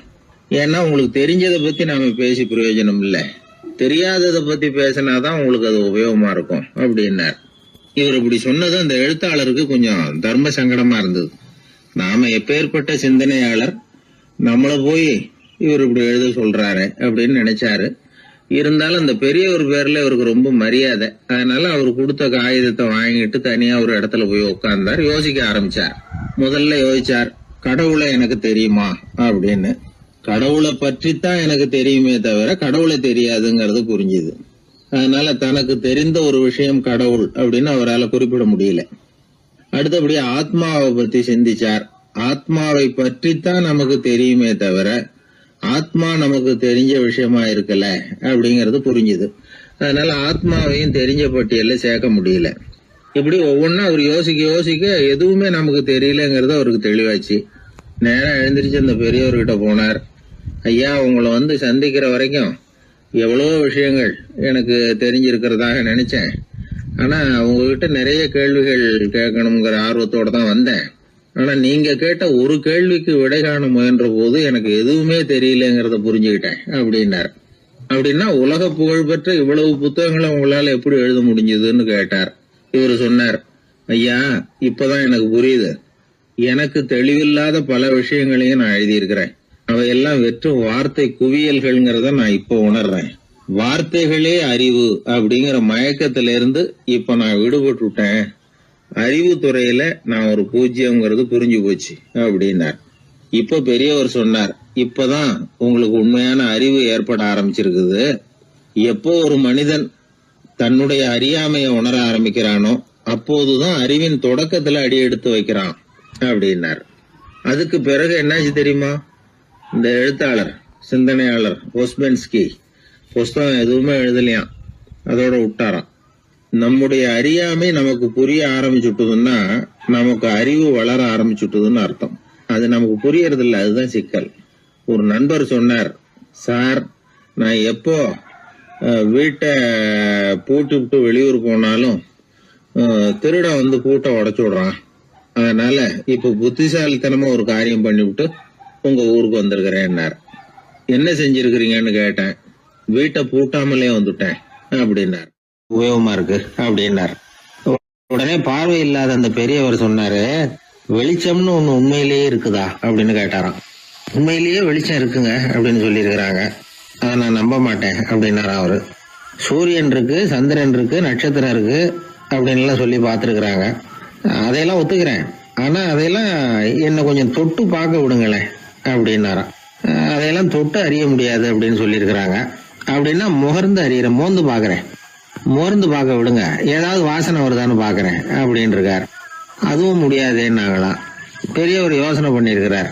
சரி, பரவாயில்ல, முரசு அடிக்கிறது மாதிரி அடிச்சு பார்க்கவாவது ஏற்பாடு பண்ணி கொடுங்க, அதை அடிச்சு பார்த்து அதோட சத்தத்தை உணர்ந்துக்கிறேன் அப்படின்னாராம். அதாவது ஒளியின் ஒலியை, அதாவது வெளிச்சத்தின் சத்தத்தை புரிஞ்சுக்கிறேன் அப்படின்னு சொல்லியிருக்கிறார். அதுக்கும் சாத்தியம் இல்லைன்னு சொல்லியிருக்கிறாங்க. சரி, அதுவும் முடியலன்னா அந்த வெளிச்சத்துல கொஞ்சம் எடுத்து என் கையில கொடுங்க, வாயில போட்டு சாப்பிட்டு பாக்குறேன் ருசி எப்படி இருக்குன்னு அப்படின்னு சொல்லி பார்த்திருக்காரு. எந்த வகையிலயும் அவரை அதை ஒத்துக்க வைக்க முடியல. சுத்தி இருந்தவங்க எல்லாம் குழம்பி போயிட்டாங்க. என்னங்க, நாங்க சொல்றத நீங்க நம்பலையா அப்படின்னு கேட்டிருக்காங்க. என்னுடைய 4 புலன்களுக்கும் புலப்படாத ஒன்ன நான் மாயை அப்படிங்கிறேன். நீங்க என்ன அவமானப்படுத்துறதுக்காக இப்படி சொல்றீங்கன்னு நினைக்கிறேன். ஏதோ உங்களுக்கு எல்லாம் பார்வைன்னு ஒண்ணு இருக்கிறதாகவும் அது எனக்கு இல்லைங்கிறதாகவும் சொல்லி என்ன நீங்க அவமதிக்கிறீங்க அப்படின்னார். தர்க்க சாஸ்திரத்துல மேதையான அந்த பெரியவர். சுத்தி இருந்தவங்க பார்த்தாங்க, வெளிச்சம் இருக்குங்கிறத இவர் நம்பணும், இவரை நம்ப வைக்கணும் அப்படின்னா அது புத்தரால தான் முடியும் அப்படின்னாராம் ஒருத்தர். சரி அவர்கிட்டயே போவோம் அப்படின்னு சொல்லி எல்லாரும் அவர்கிட்ட போய் சேர்ந்தாங்க. விவரத்தை சொன்னாங்க. புத்தர் சிரிச்சாராம். எப்படிப்பட்டதுன்னு நான் நினைக்கிறேனோ, அதாவது உண்மை, அப்படித்தான் அவரும் நினைக்கிறார். எதையும் அனுபவபூர்வமா உணர்ந்தாதான் நம்ப முடியும். ஒளிய அனுபவித்து அறியாத வரையில அது இருக்கிறதா இல்லையா அப்படிங்கிற கேள்விக்கு இடம் கிடையாது. அதனால அவரு அதை நம்பாததும் சரிதான் அப்படின்னு சொன்னாராம் புத்தர். அதுக்கப்புறம் சொல்லியிருக்கார், உங்களை குணப்படுத்தி கொள்ளலாம், உங்களுக்கு தேவை ஞானி கிடையாது, உங்களுக்கு தேவை மருத்துவர் அப்படின்னாரா. ஒரு டாக்டர் கிட்ட அழைச்சிட்டு போயிருக்கிறாங்க. பார்வை கிடைச்சிட்டுது. வெளிச்சத்தை கண்டதும் அவர் மகிழ்ச்சி அடைஞ்சார். புத்தரை வணங்கினார். நான் வாதம் பண்ணேன், நீங்க எதிர்வாதம் பண்ணல, என்னுடைய பிரச்சனை மருத்துவரால் தான் தீரும் அப்படின்னு சொல்லி எனக்கு பார்வை கிடைக்க செஞ்சீங்க அப்படின்னாராம். மனித குலத்துல ரொம்ப அதிகமானவர்கள் நிலைமை இப்படித்தான். கண்ணை மூடிக்கிட்டு அதை சரின்னு ஒருத்தர் வலியுறுத்தி சொல்லிட்டு இருந்தா அவருக்கு உதவுறது அப்படிங்கிறது முடியாத காரியம். இந்த காலத்துல சில பேர் கண்களை திறந்துகிட்டே சில காரியங்கள் பண்ணுவாங்க. அது தப்புன்னு அவங்களுக்கு பின்னாடி தான் புரியும். ஒருத்தர் தன்னுடைய வலது காலில் கட்டு போட்டுக்கிட்டு அப்படி வந்தார். என்ன ஆச்சுன்னு விசாரிச்சாங்க. எங்க வீட்டு கண்ணாடி ஜன்னல்களை வெளிப்போக்கமா இருந்து சுத்தப்படுத்திக்கிட்டு இருந்தேன், சரியா தொடச்சிக்கிட்டு இருக்கோமா அப்படின்னு கொஞ்சம் பின்னாடி தள்ளி நின்னு பார்த்தேன் அப்படின்னார். அதுக்கும் உங்க கால் உடைஞ்சதுக்கும் என்ன சம்பந்தம்னு கேட்டாங்க. நான் குடியிருந்தது 4வது மாடியாச்சே அப்படின்னாராம். ஊர்ல ஒரு மன்னர் இருந்தார். அவரு பக்கத்து தேசத்து மேல படையெடுக்கணும்னு நினைச்சுக்கிட்டு இருந்தார். அதையும் தன்னுடைய நாட்டோட சேர்த்துக்கணுங்கிற ஆசை. எப்போ படையெடுக்கலாம்னு யோசிச்சுக்கிட்டு இருந்தார். இப்படி யோசிச்சுக்கிட்டு இருந்த சமயத்துல ஒரு பெரியவர் அவரை தேடிட்டு வந்தார். அவர் அடிக்கடி வருவார், அவர்கிட்ட பேசிக்கிட்டு இருப்பார். இப்போ அப்படித்தான் வந்தார். என்ன மன்னா யோசனைன்னாரு. இவர் தன்னுடைய யோசனையை சொன்னார். இந்த சமயத்துல மன்னருக்கு தாகம் எடுத்தது, தண்ணி குடிக்கணும் போல இருந்தது. உடனே அங்க இருந்த ஒரு அரண்மனை பணியாளரை கூப்பிட்டார். போய் கொஞ்சம் தண்ணி கொண்டு வாப்பா அப்படின்னார். அந்த பணியாளர் போனார். ஒரு கோலையில தண்ணி கொண்டு வந்தார். ராஜா கிட்ட நீட்டினார். ராஜா அதை வாங்கி குடிக்கிறதுக்காக வாயிட்ட கொண்டுட்டு போனார். அந்த நேரம் பார்த்து, மன்னா கொஞ்சம் பொறுங்கன்னார் இந்த பெரியவர். ஆவலோட குடிக்க போன மன்னர் அப்படியே நிறுத்திக்கிட்டு பெரியவரை பார்த்தார். இப்ப அந்த பெரியவர் சொன்னார், மன்னா இப்ப உங்களை விட வலிமை உள்ள ஒரு சக்தி உங்களுக்கு தண்ணி கொடுக்க மறுத்துடுதுன்னு வைங்க, உங்களை குடிக்க விடாம தடுத்துடுது அப்படின்னா, இப்ப இந்த ஒரு கோவள தண்ணீரை என்ன விலை கொடுத்து வாங்குவீங்க அப்படின்னு கேட்டார். இப்ப எனக்கு இருக்கிற தாகத்துக்கு என்னுடைய அரசாங்கத்துல பாதியையாவது கொடுத்து இந்த தண்ணியை வாங்கறதுக்கு தயங்க மாட்டேன்னார் அவர். சரி இப்ப அந்த தண்ணியை குடிங்கன்னார் பெரியவர். மன்னர் ஆவலோட அந்த தண்ணியை குடிச்சு முடிச்சார். அதுக்கப்புறம் கொஞ்ச நேரம் தன்னுடைய படையெடுப்பு பத்தி சொல்லிட்டு இருந்தார். கொஞ்ச நேரம் கழிச்சு மறுபடியும் இந்த பெரியவர் கேட்டார், மன்னா இப்போ நீங்க ஒரு கோவள தண்ணீரை குடிச்சு முடிச்சிட்டீங்க. இப்ப அந்த தண்ணீர் உங்க உடம்ப விட்டு வெளியில வரக்கூடிய பாதை அடப்பட்டு போச்சு அப்படின்னு வச்சுங்க, அதை வெளியேற்றுவதற்காக நீங்க எவ்வளவு செலவழிப்பீங்க அப்படின்னு கேட்டார். மன்னர் யோசனை பண்ணார். அப்படி ஒரு நிலைமை ஏற்பட்டு போச்சுன்னா என்னுடைய அரசாங்கம் பூராவையும் அதுக்கு ஈடா தர்றதுக்கு கூட தயங்க மாட்டேன்னார். இப்ப அந்த பெரியவர் சொன்னார், எந்த அரசாங்கத்தின் மதிப்பு ஒரு கோவள தண்ணீர் அளவுக்கு கூட இல்லையோ அந்த அரசாங்கத்தை அடையணுங்கிற பேராசையில மனிதர்கள் தங்களுடைய சகோதரர்கள் கூடவே சண்டை போட்டுக்கிறாங்களே, அதுல ஏதாவது அர்த்தம் இருக்குதா அப்படின்னாராம். மன்னருக்கு இப்பதான் அர்த்தம் புரிஞ்சுதான். மனசுல தெளிவு உண்டாச்சு. தன் மனசுக்குள்ள உண்டான வெறிய விரட்டி அடிச்சு விட்டார். அதுக்கப்புறம் நிம்மதியா ஆட்சி புரிஞ்சார். இப்படி ஒரு கதை. உயிருக்கு என்ன விலை கொஞ்சம் யோசனை பண்ணி பாருங்க. ஆனா அது இப்ப எவ்வளவு மலிவா போயிட்டுது, அதையும் யோசனை பண்ணி பாருங்களேன். ஆசை பேராசையா மாறுது, அப்புறம் அது வெறியா ஆகுது, அதுக்கப்புறம் பைத்தியம் பிடிக்குது. இந்த காலத்து மனிதர்களுக்கு 2 விதமான பைத்தியம் பிடிச்சிருக்கிறதாக ஒரு பெரியவர் சொல்றார். ஒன்னு பணம், இன்னொன்னு அதிகாரம். இதெல்லாம் எவ்வளவு காலத்துக்கு நீடிக்கும்? ஒரு சர்வாதிகார நாட்டுல 3 பேர் ஜெயில இருட்டு அறையில பேசிக்கிட்டு இருக்கிறாங்க. நீ எப்படி இந்த ஜெயிலுக்கு வந்த அப்படின்னு ஒருத்தர் கேட்டாராம். இந்த நாட்டு ராஜாவை ஆதரிச்சு நான் பிரச்சாரம் பண்ணினேன், அதனால கூட்டத்துல தகராறு வந்துட்டுது, கலவரமா போச்சு, அதுக்கு நான் தான் காரணம்னு அரெஸ்ட் பண்ணி இங்க கொண்டாந்து போட்டாங்க அப்படின்னாராம் அவரு. சரி நீ எப்படி இங்க வந்த அப்படின்னு இன்னொருத்தரை பார்த்து கேட்டிருக்காரு. நான் இந்த நாட்டு ராஜாவை எதிர்த்து பிரச்சாரம் பண்ணேன், அதனால கலவரம், அரெஸ்ட் பண்ணி கொண்டாந்து போட்டாங்கன்னார். சரிப்பா நீ எப்படி அங்க வந்த அப்படின்னு 3வது ஆளை பார்த்து இவங்க கேட்டாங்களாம். இதுக்கு அந்த ஆள் மெதுவா வெளிச்சத்துக்கு நான் தான் இந்த நாட்டு ராஜா அப்படின்னா. சில பேருக்கு தொட்டதெல்லாம் வெற்றியா முடியும், சில பேருக்கு தொட்டதெல்லாம் தோல்வியா முடியும். இதுல உள்ள ரகசியம் என்ன அதை தெரிஞ்சுக்கணும்னா இந்த கதையை கேளுங்க. ஜப்பான்ல ஒரு பெரிய வீரர் இருந்தார். அவர் பேரு நொபுனாகா. அவர்கிட்ட இருந்த படை வீரர்கள் கொஞ்சம் பேர் தான். சிறிய படை பலத்தை வச்சுக்கிட்டு பெரிய பெரிய படைகளை எல்லாம் முறியடிச்சிருக்கிறார். அவர் அவ்வளவு சாமர்த்தியம் உள்ளவர். ஒரு தடவை எதிரி மீது படையெடுத்து போயிருக்கிறார். அப்போ அவருடைய படை வீரர்களுக்கும் தளபதிக்கும் ஒரு சந்தேகம் வந்துட்டுது. இந்த போர்ல நாம வெற்றி பெற முடியுமா அப்படிங்கிற சந்தேகம் இருந்தாலும் இதை எப்படி தலைவர்கிட்ட தெரிவிக்கிறது? ரொம்ப யோசனை பண்ணாங்க. கடைசியா கொஞ்சம் துணிச்சலை வரவழைச்சுக்கிட்டு மெதுவா கேட்டுட்டாங்க. அவர் பார்த்தார், சரி அதை நாம முடிவு செய்ய வேணாம். புத்த விகாரத்துக்கு போயிட்டு வருவோம், பூவா தலையா போட்டு பாத்துருவோம், என்ன வருதோ அது பிரகாரம் செயல்படுவோம். என்ன சொல்றீங்க? ஏன்னா போருக்கு செல்லும் பொழுது முழு மனசோட போகணும், ஊசலாட்டம் இருக்கக்கூடாது அப்படின்னார். தளபதியும் படை வீரர்களும் சரின்னு ஒத்துக்கிட்டாங்க. உடனே அவங்க எல்லாரும் அங்க பக்கத்துல இருந்த கோயிலுக்கு போனாங்களாம். தலைவர் உள்ள போனார். எல்லாரும் ஆவலோட வெளியில காத்துக்கிட்டு இருக்கிறாங்க. ரொம்ப நேரத்துக்கு அப்புறம் அவர் வெளியில வந்தார். தளபதி, துணை தளபதிகள் எல்லாரையும் கிட்டத்துல கூப்பிட்டார். அவங்க முன்னிலையில ஒரு தங்க காசை எடுத்தார். இத பாருங்க, இப்ப பூவா தலையா போட்டு பாத்துருவோம். பூ வந்தா தோத்துருவோம், தலை வந்தா ஜெயிச்சிருவோம். அதனால பூ விழுந்தா போர் வேணாம், அதை தவிர்த்துருவோம். தலை விழுந்ததுன்னா போருக்கு போவோம். விதி இப்போ நம்ம கையில தான் இருக்கு. இங்க என்ன தீர்ப்பு கிடைக்குதோ அது பிரகாரம் நடப்போம் அப்படின்னு சொல்லிவிட்டு தங்க காசு சுண்டி போட்டார். அது அப்படியே சுழன்று மேல போய் கணீர்னு தரையில வந்து விழுந்தது. எல்லாரும் ஆவலோடு அதை குனிஞ்சி பாக்குறாங்க. தலை விழுந்திருக்குது. ஒரே மகிழ்ச்சி, ஆரவாரம். அதுக்கப்புறம் அவங்களுக்கு சந்தேகம் வரவே இல்லை. அப்படியே உறுதியான ஒரு முடிவோட போருக்கு போனாங்க. வெற்றியோட திரும்பி வந்தாங்க. வெற்றி விழா நடக்குது. தளபதி பேசுறார், இந்த வெற்றியை காசுதான் முடிவு பண்ணிச்சு, அதனால விதியை வெல்ல யாரால முடியும் அப்படின்னார். சொல்லிவிட்டு உட்கார்ந்தார். அப்போ அந்த தலைவர் தன்கிட்ட இருந்த அந்த தங்க காசை எடுத்து ரகசியமா தளபதி கிட்ட கொடுத்தாராம். தளபதி அதை வாங்கி பாக்குறாரு. அந்த நாணயத்துல 2 பக்கமும் தலை தான் இருக்குது. இதுல இருந்து என்ன தெரியுதுன்னா, வெற்றியின் ரகசியம் என்னன்னா மன உறுதி தான். எதை செஞ்சாலும் மனக்குழப்பம் இருக்கக்கூடாது. எண்ணி துணிக கருமம், இது வள்ளுவர் வாக்கு. பரீட்சை ரிசல்ட் வர்ற சமயம் ஒரு பையன் ஒரு காசை சுண்டி போட்டு தலையா பூவா பாத்துக்கிட்டு இருந்தான். என்னப்பா பாஸா ஃபெயிலா பாக்குறியா அப்படின்னு கேட்டாங்க.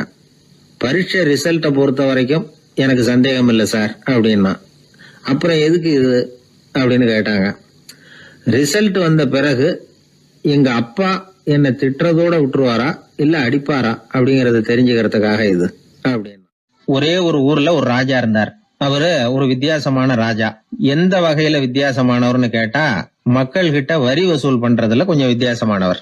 மற்ற மன்னர்கள் மாதிரி ஒரு நேரடியா வரி வசூல் பண்றது இல்ல, கொஞ்சம் மறைமுகமா அதை பண்ணுவார். அது எப்படின்னா, ஒவ்வொரு குடிமக்களுக்கும் மாசம் ஒரு மரக்கால் நெல்லு மக்கள் கொடுக்கறது இல்ல, ராஜா மக்களுக்கு கொடுப்பார். ஒரு மரக்கால் நெல்ல, அதாவது அரண்மனையில இருந்து ஒவ்வொரு வீட்டுக்கும் நெல் வந்து சேர்ந்துரும். அந்த ஒரு மரக்கால் நெல்ல இவங்க வாங்கிக்கிட்டு அதுக்கு பதிலா ஒரு மரக்கால் அரிசிய ராஜாவுக்கு திருப்பி கொடுக்கணும். இதுதான் அந்த ஊர் வழக்கம். ராஜா வந்து ஜனங்களுக்கு நெல்லை கொடுத்துட்டு அதுக்கு பதிலா அதே அளவு அரிசியா திருப்பி வாங்கிக்குவார்.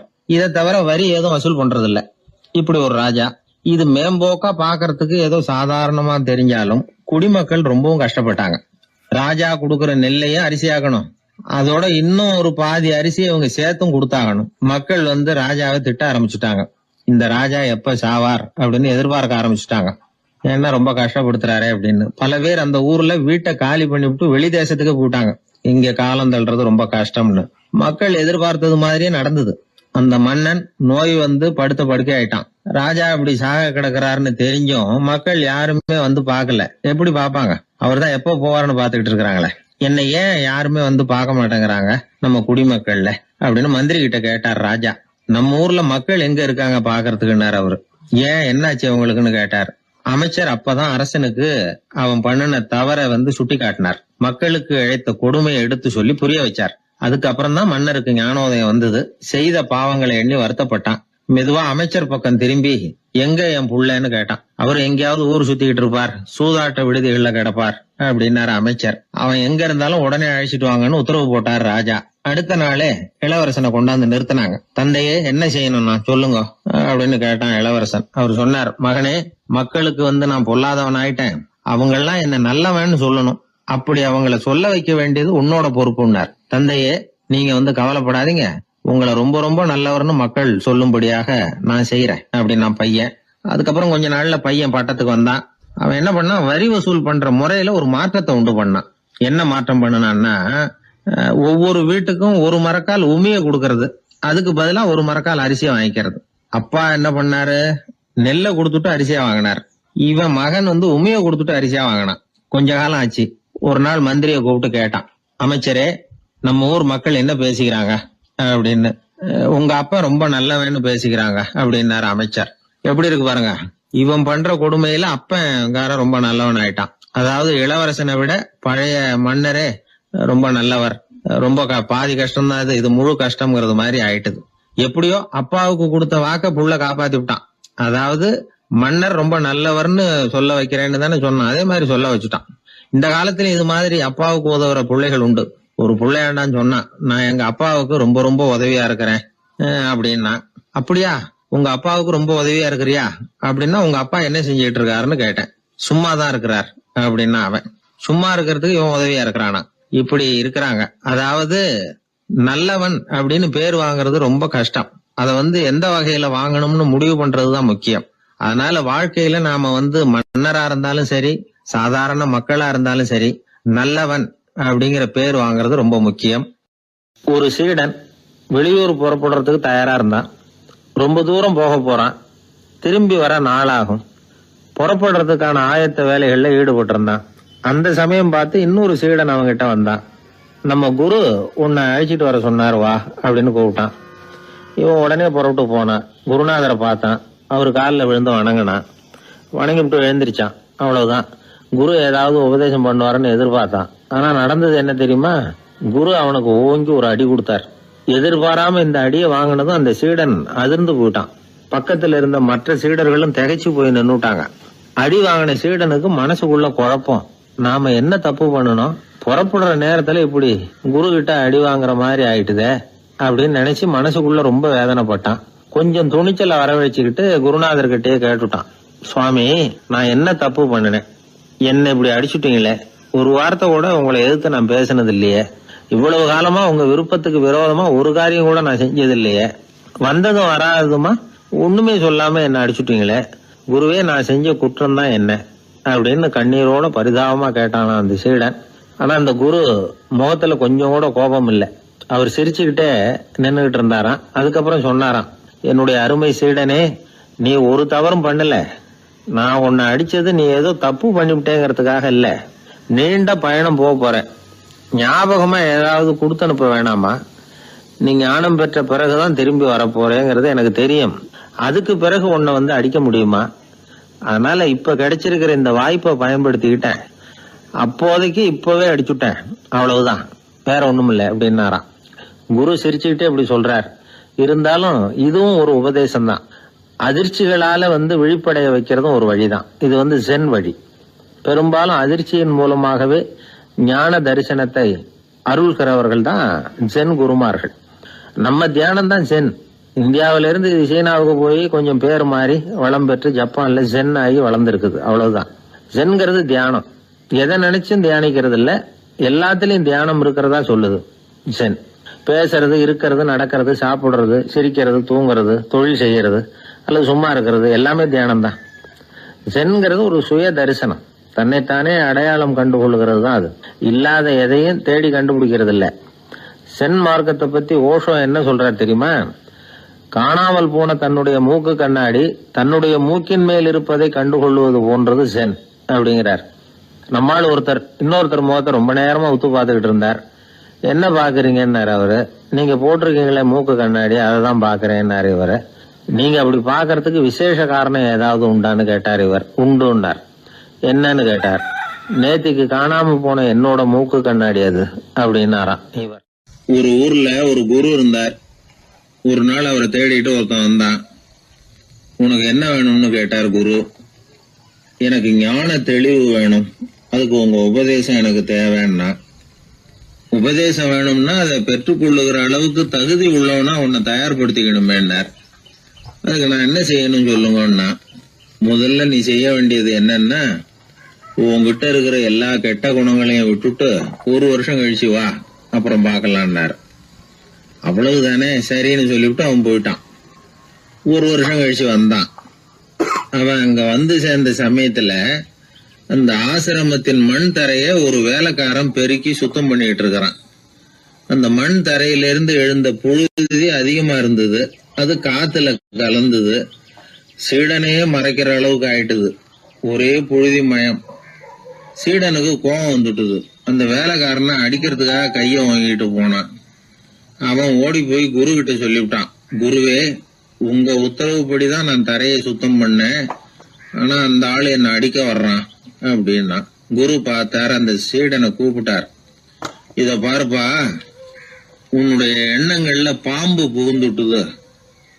அதையெல்லாம் விரட்டி அடிச்சு விட்டு 1 வருஷம் கழிச்சு வா, அதுக்கப்புறம் பாக்கலான்னுட்டார். சீடன் யோசனை பண்ணான். சரின்னு சொல்லிட்டு போயிட்டான். 1 வருஷம் கழிச்சு மறுபடியும் வந்தான். இப்போ அவன் வர்ற சமயத்துல அந்த வேலைக்காரன் என்ன பண்ணான் தெரியுமா? குரு கட்டளைப்படி தரையை பெருக்கினான். அப்புறம் அந்த புழுதியை எடுத்து வேணும்னே அந்த சீடன் மேல தூவினான். அவ்வளவுதான். சீடனுக்கு மகாகம் வந்துட்டுது. அந்த வேலைக்காரனை பிடிச்சி கண்ணாமண்ணான்னு திட்டிவிட்டான். வேலைக்காரன் குரு கிட்ட ஓடனான். ஐயா, அந்த ஆளு வாய்க்கு வந்தபடியெல்லாம் திட்டுறான் அப்படின்னா. குரு பார்த்தார். ஓ அப்படியா? அப்படின்னா இந்த தடவை பாம்புகள் கிடையாது. இப்போ அவன் இதயத்துக்குள்ள நுழைஞ்சிருக்கிறது நாய். அதை விரட்டி அடிச்சு விட்டு இன்னும் ஒரு 1 வருஷம் கழிச்சு அவனை வர சொல், அப்புறம் பார்க்கலாம் அப்படின்னு சொல்லி அனுப்பி வச்சுட்டார். சீடன் திரும்பி போயிட்டான். 1 வருஷம் கழிச்சு மறுபடியும் வந்தான். இப்ப அவன் வர்றப்போ என்ன செய்யணுங்கிறத அந்த வேலைக்காரங்கிட்ட குரு ஏற்கனவே சொல்லி வச்சிருக்கிறார். அது பிரகாரமே அவன் பண்ணனான். அவன் என்ன செஞ்சான் தெரியுமா? கூட்டி பெருக்கின புழுதியை எல்லாம் ஒரு வாளி தண்ணியில போட்டு நல்லா கலக்கி அந்த சீடன் தலையில ஊத்தினான். இவ்வளவு செஞ்சும் இந்த தடவை அவனுக்கு கோபமே வரல. அதுக்கு பதிலா அவனை பார்த்து நன்றின்னா. எதுக்கு நன்றி தெரியுமா? எதையும் சகிச்சுக்கிட்டு அமைதியா இருக்கும் குணத்தை கற்றுக்கொள்வதற்கு உதவியா இருந்ததுக்காக அந்த வேலைக்காரனுக்கு நன்றி. இத கேள்விப்பட்ட உடனே அந்த குரு ஓடி வந்தார். இவனை கட்டி பிடிச்சுக்கிட்டார். இனிமே நான் உனக்கு உபதேசம் பண்ணலாம், அதுக்கான தகுதி உனக்கு வந்துட்டுதுன்னார். இதுல இருந்து என்ன தெரியுது? ஒருத்தர்கிட்ட உபதேசம் வாங்கணும்னா கூட அதுக்குன்னு ஒரு தகுதி நமக்கு தேவைப்படுது. சகிப்புத்தன்மை ஒவ்வொரு மனிதனுக்கும் தேவைதான். இந்த காலத்துல ஒரு குரு, அவரை தேடி ஒருத்தன் வந்தான். குரு அவனை நிமிர்ந்து பார்த்துட்டு சொன்னார், நீ முதல்ல சகிப்புத்தன்மைய வளர்த்துக்கிட்டு அதுக்கப்புறம் என்கிட்ட வாழ்னார். இவன் அவரை நிமிர்ந்து பார்த்துட்டு சொன்னான், குருவே, நான் உங்ககிட்ட வந்திருக்கிறதே சகிப்புத்தன்மைய வளர்த்துக்கிறதுக்காகத்தானே அப்படின்னு. மனுநீதி சோழன் வரலாறு நமக்கு தெரியும். அது மாதிரி நீதி தவறாத ஆட்சியாளர்கள் பல பேர் இருந்திருக்கிறாங்க இந்த உலகத்துல. ஹசரத் உமர் பின் கத்தாப் அப்படின்னு ஒருத்தர், இஸ்லாத்தின் 2வது கலீஃபா இவர். அவருடைய ஆட்சி காலத்துல நடந்த ஒரு நிகழ்ச்சி. இந்த மன்னருக்கு ஒரு மகன், அவர் பேரு அபு ஷஹ்மா. அந்த மிசர் நாட்டு கவர்னர் அமர் பின் நாஸ், அந்த மன்னருடைய மகன் கவர்னர் அவர்களுடைய கவனிப்புல இருந்தார். அந்த சமயத்துல ஒரு நாள் அவர் மதுபானா இருந்தனர். கவர்னருக்கு தெரிஞ்சு போச்சு. அவருக்கு தர்ம சங்கடமா போட்டுது. அவர் செஞ்சது மன்னருடைய மகன். கவர்னர் யோசனை பண்ணார். அவர் மெதுவா தன்னுடைய வீட்டுக்கு அழைச்சிட்டு வந்தார்.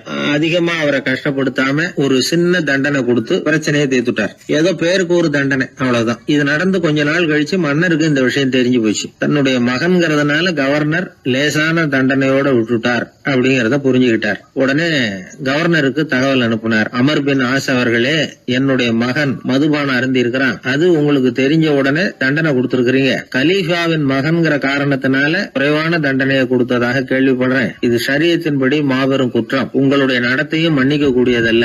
இந்த கடிதம் கண்ட உடனே மகன் அபு ஷஹ்மாவை மதீனாவுக்கு அனுப்பி வைக்க வேண்டியது அப்படின்னு கடிதம் எழுதினார். அதை பார்த்தார் கவர்னர். உடனே கலீஃபாவின் மகனை மதீனாவுக்கு அனுப்பி வச்சார். மன்னர் முன்னாடி நீதி விசாரணை நடக்குது. தன்னுடைய மகனுக்கு சவுக்கடி வழங்கும்படியா உத்தரவிடுறார் ஹசரத் உமர் பின் கத்தாப். தண்டனை நிறைவேற்றப்பட்டது. கூடியிருந்தவர்கள் ஐயா கொஞ்சம் கருணை காட்டுங்க அப்படின்னு சொல்லி மன்னர்கிட்ட வேண்டிக்கிட்டாங்களாம். இந்த வேண்டுகோளை மன்னர் ஏத்துக்கல. நீதியின் முன்னால் தந்தை மகன் அன்பு நேசம் உறவு இந்த முறைகளை எல்லாம் கவனிக்க முடியாது. குற்றம் செஞ்சவர் தண்டிக்கப்பட வேண்டியவர், அவர் யாரா இருந்தாலும் சரி அப்படின்னாராம். எல்லா ஆட்சியாளர்களுமே கவனிக்க வேண்டிய ஒரு செய்தி இது. அவர் ஒரு நாள் தன்னுடைய அரசாங்க கணக்கு வழக்குகளை பார்த்துட்டு இருக்கிறார். அந்த சமயத்துல அவரை பார்க்க ஒரு பெரிய மனிதர் வந்தார். இவர் தன்னுடைய சொந்த வேலை காரணமா வந்திருக்கிற சொல்றார் அப்படிங்கறத அவர் புரிஞ்சுக்கிட்டார். உடனே அது வரைக்கும் எரிஞ்சுகிட்டு இருந்த விளக்க அணைச்சுட்டு இன்னொரு விளக்க ஏத்தி வச்சுக்கிட்டாராம். இந்த செயலுக்கு என்ன காரணம்னு கேட்டிருக்கிறார் வந்தவர். இதுக்கு அவரு சொன்னார், ஐயா நீங்க வந்த போது இங்க எரிஞ்சுகிட்டு இருந்தது அரசாங்க விளக்கு, இப்ப எரியறது சொந்த விளக்கு. சொந்த விஷயங்களை பேசுறப்போ அரசாங்க பணத்தை செலவு பண்ணக்கூடாது,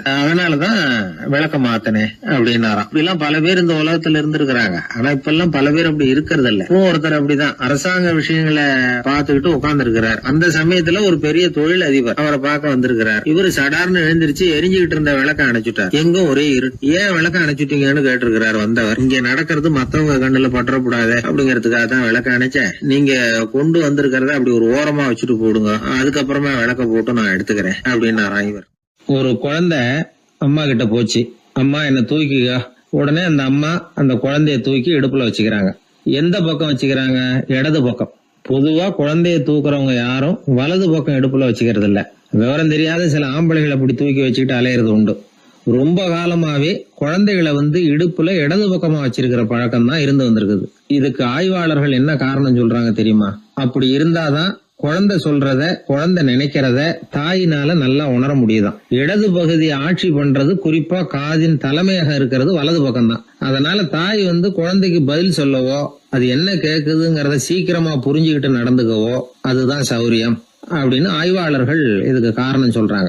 இதனால என்ன ஆகுதான், தாய்க்கும் குழந்தைக்கும் நெருக்கம் அதிகமாகுதான், குழந்தைக்கும் பாதுகாப்பு அதிகமா. அது மட்டும் இல்ல, ஒரு தாய் தன்னுடைய குழந்தைய இடுப்புல சுமக்கிறதுனால அவள் நினைக்கிறத, அவளோட இதய துடிப்ப குழந்தை உணர்தான். 9 மாதத்துக்கு அதிகமா இருந்த இடம் இல்லையா, அதனால அவளை பத்தி நல்லா அறிந்து கொள்ளுகிற வாய்ப்பும் குழந்தைக்கு கிடைக்குது. நம்ம முன்னோர்கள் ரொம்ப காலத்துக்கு முன்னாடியே வலது கையை பார்க்க ஆரம்பிச்சிட்டாங்களாம். அவங்க பயன்படுத்திய கல் ஆயுதங்கள்லாம் வலது பக்கமா தான் தீட்டப்பட்டிருக்குது. அதுல இருந்து நமக்கு என்ன தெரியுதுன்னா வலது கையை தான் உபயோகப்படுத்தி இருக்கிறாங்கிறது தெரியுது.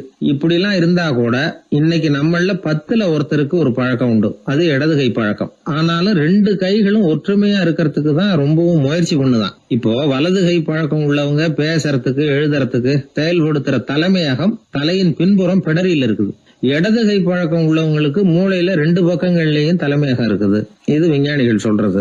எத்தனையோ மேதைகள் இடது கை பழக்கம் உள்ளவங்களா இருந்திருக்கிறாங்க. அமெரிக்க மேதை பெஞ்சமின் பிராங்கிலின், இத்தாலிய ஓவியர் லியோனார்டோ டாவின்சி, இப்படி நிறைய பேர் இருந்திருக்கிறாங்க, இப்பவும் இருக்கிறாங்க. காலங்காலமா இயல்பாவே இடது கை பழக்கம் இருந்து வந்திருக்குது. அப்படி இருக்கிறப்போ வலது கை எப்போ இடது கைய வென்றது, ஜெயிச்சது அப்படிங்கிற விவரம் இன்னமும் யாருக்குமே புரியல, ஆய்வாளர்களுக்கும் புரியல. அவங்களும் யோசிச்சுக்கிட்டு இருக்கிறாங்க. உலகம் இடது பக்கமா தான் சுத்துது. வானத்துல இருக்கிற வெள்ளி வீதி, அப்புறம் அணுவுல இருக்கிற துணுக்குகள், உடம்புல இருக்கிற அமினோ அமிலம், இப்படி எல்லாமே இடதுபுறமா தான் இயங்கிட்டு இருக்குது. இவ்வளவு செய்திகள் இடது கைக்கு ஆதரவா இருக்கிறப்போ அது எப்படி வலது கை கிட்ட ஏமாந்தது அப்படிங்கிற ரகசியம் இன்னமும் யாருக்கும் தெரியலையா. இது சம்பந்தமா ஆராய்ச்சி பண்றவங்களுக்கு இது இன்னமும் ஒரு பிரச்சனையா தான் இருக்குதான். இப்படி இடது கை ஒதுங்கிட்டதுனால இப்பெல்லாம் வலது கைக்கு தான் மரியாதை அதிகமா போச்சு. ஒரு ஆசாமி இடது கையில கட்டு போட்டுட்டு வந்தானா, கையில என்னப்பா கட்டுன்னு விசாரிச்சிருக்கிறார் ஒருத்தர். ஒரு இயந்திரத்தை பிரிச்சு ரிப்பேர் பார்த்துக்கிட்டு இருந்தேன், மறுபடியும் அதை ஓட விட்டு பாக்குறப்போ இடது கை விரல் மாட்டிக்கிட்டது, அதுதான் கட்டு அப்படின்னு இருக்கான். நல்ல வேளை வலது கை மாட்டி இருந்தா உன்னால சாப்பிட கூட கஷ்டமா போயிருக்குமே என்னார் அவர். இதுக்கு அவன் சொன்னானா, முதல்ல வலது கை தாங்க மாட்டிக்க இருந்தது, நான் தான் உடனே புத்திசாலித்தனமா அதை இழுத்துக்கிட்டு இடது கையை கொடுத்தேன் அப்படின்னு இருக்கான். இவன் எப்பேற்பட்ட புத்திசாலி பாருங்க. இந்த வலது கை இடது கைங்கிறத பத்தி அறிவியல் ஆராய்ச்சி ஒரு பக்கம் இருந்தாலும் கை சுத்தமா இருக்கணும், இது வாழ்க்கைக்கு முக்கியம். உண்மை, உழைப்பு, நேர்மை இதெல்லாம் இருந்தாதான் வாழ்க்கையில முன்னேற முடியும். அதனால இந்த இடது கை பழக்கம், வலது கை பழக்கம் எது எப்படி இருந்தாலும் அது ஒருத்தருடைய புத்திசாலித்தனத்தை பாதிக்கிறது இல்ல. அதனால வாழ்க்கையில முன்னேறதுக்கு இது ஒரு இடைஞ்சலா இருக்கிறது இல்ல. நாம நம்ம உடம்பையும் புரிஞ்சுக்குவோம், மனசையும் புரிஞ்சுக்குவோம். அப்படி புரிந்து கொண்டு வாழ்க்கையில முன்னேறுவோம். ஒரு இளைஞன், வசதியான குடும்பம், அவனுக்கு வாழ்க்கையில நிம்மதி இல்ல, வாழவே பிடிக்கல, எல்லாம் வெறுத்து போச்சு. என்ன பண்ணலாம்னு யோசனை பண்ணான். ஒரு குருவை தேடிட்டு போனான். அவர்கிட்ட தான் வந்த விவரத்தை சொல்லி ஏதாவது வழி சொல்லுங்க சுவாமின்னு கேட்டான். அவரு பார்த்தார், சரி அதுக்கு முன்னாடி உன்னை பத்தி கொஞ்சம் சொல்லு, எவ்வளவு படிச்சிருக்கிற, என்ன தெரியும் உனக்கு அப்படின்னு கேட்டார். சுவாமி, நான் ஒழுங்கா படிக்கல, எதுவும் தெரியாது, ஆனா கொஞ்சம் சதுரங்கம் ஆட தெரியும் எனக்கு, அவ்வளவுதான். குரு கொஞ்சம் யோசனை பண்ணார். பக்கத்துல இருந்த ஒரு சீடனை கூப்பிட்டார். அவங்கிட்ட ஒரு பேரை சொல்லி, நீ உடனே போய் அந்த பிக்ஷுவை இங்க கூப்பிட்டுட்டு வா அப்படின்னார். வரும்பொழுது ஒரு சதுரங்க பலகையும் அதுல விளையாடுறதுக்கான காய்களையும் எடுத்துட்டு வா, அப்படியே நம்ம சீடர்கள் எல்லாரையும் இங்க வர சொல்லு அப்படின்னு சொன்னார். கொஞ்ச நேரத்துல எல்லாரும் வந்து சேர்ந்தாங்க. சதுரங்க பலகையை கொண்டாந்து வச்சாங்க. அந்த பிட்சுவும் வந்து சேர்ந்தார். குரு முன்னாடி அடக்கமா நின்னார். குரு அவரை கிட்டத்துல கூப்பிட்டு கொஞ்ச நேரம் சதுரங்கம் ஆடணும்னார். அந்த பிட்சுவுக்கு சதுரங்கம்னா என்னன்னு தெரியாது. இருந்தாலும் மறுப்பு எதுவும் சொல்லல. குரு சொன்னார், பிட்சுவே, நீர் என்னுடைய சீடர், என்னுடைய பேச்சை மறுக்காதவர். உம்முடைய அடக்கத்தையும் பணிவையும் நான் அறிவேன். எனக்காக உயிரையும் கொடுக்கறதாக சொல்லியிருக்கிறீங்க. இப்போ அதுக்கான வாய்ப்பு வந்திருக்குது. நீங்க இந்த இளைஞனோட சதுரங்கம் ஆடணும். தோத்து போனா இந்த வாளால தலையை சீவி விடுவேன். ஆனா இறந்தாலும் உமக்கு சொர்க்கம் நிச்சயம். நீங்கள் வெற்றி பெற்றுட்டா தோற்று போன இந்த இளைஞனின் தலையை சீவி விடுவேன். சரி, இப்போ நீங்க ஆட ஆரம்பிக்கலாம்னார். ஆட்டம் ஆரம்பமாச்சு. அந்த பிட்சு முகத்துல சலனமே இல்ல. சாவை பத்தி கவலைப்பட்டதாவே தெரியல. எதுவும் புரியலன்னாலும் குருவின் கட்டளைங்கிறதுனால ஏதோ ஒரு காயை நகர்த்திட்டு இருந்தார். சுத்தி இருந்த சீடர்கள் முகத்துல திகில், பயம், பாவம், நம்ம பிட்சு நிலைமை இப்படி ஆயிட்டுதே அப்படிங்கிற கவலை. குரு கையில பெரிய வாள் பளபளப்பா தயாரா இருக்குது. பிட்சு காயை நகர்த்துறது ஆரம்பத்திலேயே ஆச்சரியமா தெரிஞ்சாலும் அவருக்கு சதுரங்கம் பத்தி எதுவுமே தெரியாதுங்கிறது இளைஞனுக்கு புரிஞ்சு போச்சு. அவனுக்கு உற்சாகம் வந்துட்டது. சுறுசுறுப்பா காய்களை நகர்த்த ஆரம்பிச்சான். பிட்சு கொஞ்சம் கொஞ்சமா தோத்துக்கிட்டே வந்தார். சுத்தி இருக்கிற சீடர்கள் முகத்துல சொல்ல முடியாத வேதனை. இளைஞன் முகத்துல மகிழ்ச்சி. நிமிர்ந்து பார்த்தான் எதிரில இருந்த பிட்சுவை. அவர் முகத்தை பார்த்ததும் இவனுக்கு ரொம்ப பாவமா இருந்தது. அந்த முகத்துலதான் எவ்வளவு சாந்தம், எவ்வளவு இனிமை, அவர் கண்கள்ல எவ்வளவு கருணை. இவர் சாகத்தான் வேணுமா? இளைஞன் யோசிக்க ஆரம்பிச்சான். நாம இறந்து போனா யாருக்கும் எந்த இழப்பும் இல்ல. வீணாகி போன தன்னுடைய வாழ்வும் சாவும் யாரையும் பாதிக்க போறதில்ல. ஆனா துறவியும் ஞானியுமான கருணை மிக்க இந்த பிட்சு இறந்தா அது எவ்வளவு பெரிய இழப்பு. அதுக்கு நாம காரணமா இருக்கிறதா அப்படின்னு நினைச்சு பார்த்தான் அந்த இளைஞன். உடனே கண்ணாமண்ணான்னு விளையாட ஆரம்பிச்சுட்டான். அதாவது தான் தோத்து போகணுங்கிறதுக்காகவே. ஆட்டத்தை கூர்ந்து கவனிச்சுக்கிட்டு இருந்த குரு திடீர்னு சதுரங்க பலகையை கழுத்து தள்ளினார். காய்கள்லாம் செதறி போட்டுது. எல்லாரும் திகைச்சு போட்டாங்க. யாருக்கும் வெற்றி தோல்வி இல்லைன்னு அறிவிக்கிறேன்னார் குரு. தம்பி, உன்னுடைய மன ஒருமைப்பாட்டை கவனிச்சேன். முழுமையா ஆட்டத்துல மூழ்கி போனதையும் பார்த்தேன். கடைசியில உயிர் தியாகம் பண்ண முடிவெடுத்து தாறுமாறா ஆட ஆரம்பிச்சதையும் கவனிச்சேன். வாழ்க்கை என்னங்கிறதும் எந்த வாழ்க்கை பயனுள்ள வாழ்க்கைங்கிறதும் உனக்கு புரிஞ்சுட்டுது. இப்ப இங்க அதை நீ கத்துக்கிட்ட. உன்னுடைய மனம் பக்குவ நிலை அடைஞ்சுட்டுது. தியாகம் உன்னுடைய இதயத்துல குடி வந்துட்டுது. அது எங்க இருந்தாலும் நல்லதுதான். உனக்குள்ள இருந்துதான் அந்த தியாகம் வந்திருக்கு. அதை நீ அடையாளம் கண்டுபிடிச்சுக்கிட்ட. நீ இனிமே கொஞ்ச காலம் இங்கேயே இருந்துட்டு போகலாம். உன்னுடைய வாழ்வு பயனுள்ள வாழ்வா மாறும் அப்படின்னு சொல்லி அந்த குரு ஆசீர்வாதம் பண்ணார். இந்த காலத்திலயும் ஒருத்தர் அது மாதிரி தன்னுடைய வாழ்க்கையை பயனுள்ளதாக ஆக்கிக்கணும்னு ஆசைப்பட்டார். உடனே சதுரங்கம் ஆட ஆரம்பிச்சார். அப்புறம் சீட்டாட ஆரம்பிச்சார். கொஞ்ச நாள் கழிச்சு அவரை பார்த்த நண்பர் ஒருத்தர் கேட்டார், என்னங்க சீட்டாட ஆரம்பிச்ச பிறகு வாழ்க்கை பயனுள்ளதா ஆச்சா அப்படின்னு கேட்டார். ஆச்சுன்னார் அவர். யாருக்கு, உங்களுக்கான்னு கேட்டார். இல்லைங்க, நான் யாரோட ஆடுனோ அவருக்கு வாழ்க்கை பயனுள்ளதா ஆச்சு அப்படின்னு ஒரு விளக்கம் கொடுத்தாராம். அதனால வாழ்க்கைங்கிறது ரொம்ப நுட்பமான ஒன்று. அந்த நுட்பமான வாழ்க்கையை புரிஞ்சுக்கிட்டு அதுக்கப்புறம் அதை பயனுள்ளதாக மாற்றிக்கொள்ள வேண்டியது மனிதர்களுடைய கடமை. விளையாடுறது வழக்கம். மரத்துக்கு அந்த பையன் பேரில் ஒரு பாசம் உண்டாக ஆரம்பிச்சுட்டுது. பையன் அந்த மரத்தில் உள்ள பூக்களை பறிக்கணும், பழங்களை பறிக்கணும்னு ஆசைப்பட்டான். அதுக்காகவே அந்த மரம் தன்னோட கிளைகளை வளைச்சி அவனுக்கு எட்டுற அளவுக்கு தலையை சாய்ச்சி கொடுக்குது. பையன் பூக்களை பறிக்கிறான். மரம் சந்தோஷப்படுது. மரம் அன்பின் அடையாளம். அதனால் அது கொடுக்கறதுல சந்தோஷப்படுது. மனிதன் ஆணவத்தின் அடையாளம். அதனால் இவன் பறிக்கிறதுல சந்தோஷப்படுறான். பையன் வளர்ந்தான். அந்த மரத்தின் மடியிலேயே படுத்து தூங்கினான். பூக்களை பறித்து மலர் கிரீடம் பண்ணி தலையில் சூடிக்கிட்டான். பழங்களை பறித்தான், சாப்பிட்டான். அதை பார்த்து அந்த மரம் சந்தோஷப்பட்டுது. கொஞ்ச நாளாச்சு. பையன் இன்னும் கொஞ்சம் பெரியவனானான். அந்த மரத்து மேலே ஏறி கிளையில் உட்காந்துக்கிட்டு ஊஞ்சல் ஆட ஆரம்பித்தான். அவனுக்கு சௌகரியத்தை கொடுக்கறதுல மரத்துக்கு ஆனந்தம், மரத்துக்கு அசௌகரியத்தை கொடுக்கறதுல அவனுக்கு ஆனந்தம். இது அன்புக்கும் ஆணவத்துக்கும் உள்ள வித்தியாசம். பையன் இன்னும் கொஞ்சம் வளர்ந்தான். அவனுக்கு கடமை, லட்சியம் எல்லாம் சேர்ந்தது. படித்து பரீட்சை எழுதி பாஸ் ஆக வேண்டியிருந்தது. அதனால் மரத்துக்கிட்ட வர்றதில்லை அவன். ஆனால் மரம் இவனுக்காக காத்துக்கிட்டு இருக்குது. இவன் உலக விஷயங்களில் மூழ்கிட்டான். தற்செயலாக ஒரு நாள் அந்த பக்கமாக போனான். மரம் அவனை பார்த்துது. மறந்துட்டியா என்ன, நான் உன்னை பார்க்கணும்னு ஆவலாக காத்துக்கிட்டு இருக்கேனே அப்படின்னுது. இவன் பார்த்தான். நீ என்ன வச்சிருக்கிற, நான் உங்ககிட்ட ஏன் வரணும், உங்ககிட்ட பணம் இருக்குதா சொல்லு, வர்றேன். ஏன்னா நான் இப்போ பணத்தை தான் தேடிக்கிட்டு இருக்கிறேன் அப்படின்னா. உனக்கு பணம் தானே வேணும், என்னுடைய பழங்களை பறிச்சுக்கோ, அதையெல்லாம் விற்பனை பண்ணு, பணம் கிடைக்கும் அப்படின்னு அந்த மரம். உடனே இவன் மரத்தில் ஏறினா, பழங்களை பறித்தான். பழுக்காத காய்களையும் சேர்த்து பறித்தான். தன்னோட கிளை கொம்புகள் உடைஞ்சா கூட அதுக்காக அந்த மரம் கவலைப்படலை, சந்தோஷப்பட்டுது. இவன் பழங்களை பொறுக்கிட்டு அந்த மரத்துக்கு ஒரு நன்றி கூட சொல்லாமல் அவன் பாட்டுக்கு போட்டான்.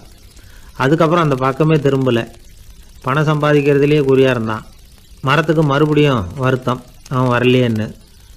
பல வருஷம் கழித்து அவன் வந்தான். வா மகனே, என்னை வந்து கட்டி பிடிச்சிக்கொண்டுது அந்த மரம். நான் என்ன இன்னமும் சின்ன பிள்ளையா உன்னை வந்து கட்டி பிடிச்சிக்கிறதுக்கு அப்படின்னா அவன். நான் இப்போ ஒரு வீடு கட்ட போகிறேன், அதுக்கு உன்னால் உதவ முடியுமா அப்படின்னா. என்னுடைய கிளைகளை வெட்டிக்கோ அப்படின்னுது மரம். கொஞ்ச நேரத்தில் மரத்தை அப்படியே மொட்டை அடிச்சுட்டான். மறுபடியும் கொஞ்ச காலம் கழிச்சு அந்த மனுஷன் வயசாகி ரொம்ப கிழவனாக போட்டான் அவன். அதுக்கப்புறம் வந்தான். நான் தூர தேசங்களுக்கு போய் பணம் சம்பாதிக்கணும்னு ஆசைப்பட்றேன். நான் பிரயாணம் பண்ணுறதுக்கு ஒரு படகு தேவை, அதுக்கு நீ உதவி செய்ய முடியுமான்னா. அது ஒன்றும் பெரிய பிரச்சனை இல்லை, என்னுடைய அடிமரத்தை வெட்டிக்கோன்னுது அந்த மரம். அவன் வெட்டினான், படகு செஞ்சான், போயிட்டான். இனிமேல் திரும்பி வருவானோ மாட்டானோ அது தெரியாது. ஆனால் இந்த அடிமரம் அவனுக்காக காத்துக்கிட்டு இருக்கும். ஏன்னா இது அன்பின் அடையாளம், அவன் ஆணவத்தின் அடையாளம். அன்பு வந்து கொடுக்கறதுக்கு தான் ஆசைப்படும், ஆணவம் வாங்கிறதுக்கு தான் ஆசைப்படும். இப்படி ஒரு கதையை ஒரு பெரியவர் சொல்லியிருக்கிறார். அதை வந்து நாம் சிந்தித்து பார்க்கணும். எல்லாமே நாற்காலிக்கு ஆசைப்படாதவர்கள் அப்படின்னு சொல்லிட முடியாது. ஏன்னா நிறைய பேர் நாற்காலிக்கு ஆசைப்படுறவங்கள நாம் பார்க்குறோம். உட்கார்றதுக்கு ஒரு நாற்காலி கிடச்சிடாதா, அதோட ஒரு கால் உடஞ்சி முக்காலியாக இருந்தாலும் பரவாயில்ல, ஒரு மாதிரியாக அனுசரித்து உட்காந்துக்கலாம் அப்படின்னு அலையிறவங்க எத்தனை பேர்? இந்த காலத்தில் மட்டும்தான் அப்படின்னு இல்லை, அந்த காலத்துலேயும் இதே மாதிரி ஆசைகள் சபலங்கள் இருந்திருக்கும் போல இருக்குது. பரமசிவன் வந்து வசிஷ்டருக்கு ஒரு விசேஷமான ஆசனத்தை கொடுத்துருந்தாராம். சரி, அப்படி என்ன அதில் விசேஷம்னா, வசிஷ்டர் ஒரு குறிப்பிட்ட இடத்துக்கு போகணும்னு நினச்சி புறப்படுறாருன்னு வச்சுக்கோங்க. அவருக்கு முன்னாடியே இந்த ஆசனம் புறப்பட்டுரும். போய் ஒரு வசதியான இடமா பார்த்து இருந்துக்கும். வசிஷ்டர் போவார். அங்கே போனதும் எங்கே உட்காரலாம்ங்கிற இட பிரச்சனையெல்லாம் அவருக்கு ஏற்படுறதில்ல. அதுதான் இவருடைய இருக்கை வந்து அங்கே முன்னாடியே போய் காத்துக்கிட்டு இருக்குதே. நேராக போவார், அதில் உட்காந்துக்குவார். மற்ற முனிவர்கள்லாம் இதை பார்த்தாங்க. அவங்களுக்கு பொறாமையாக இருந்து தான் எல்லோரும் ஒரு இடத்துல கூடி இதை பற்றி பேசியிருக்கிறாங்க. என்ன இது, நாமளும் அவரை மாதிரி தானே இருக்கிறோம், இருந்தாலும் நமக்கும் அது மாதிரி ஒரு ஆசனம் கிடைக்கலையே அப்படின்னு யோசனை பண்ணியிருக்காங்க.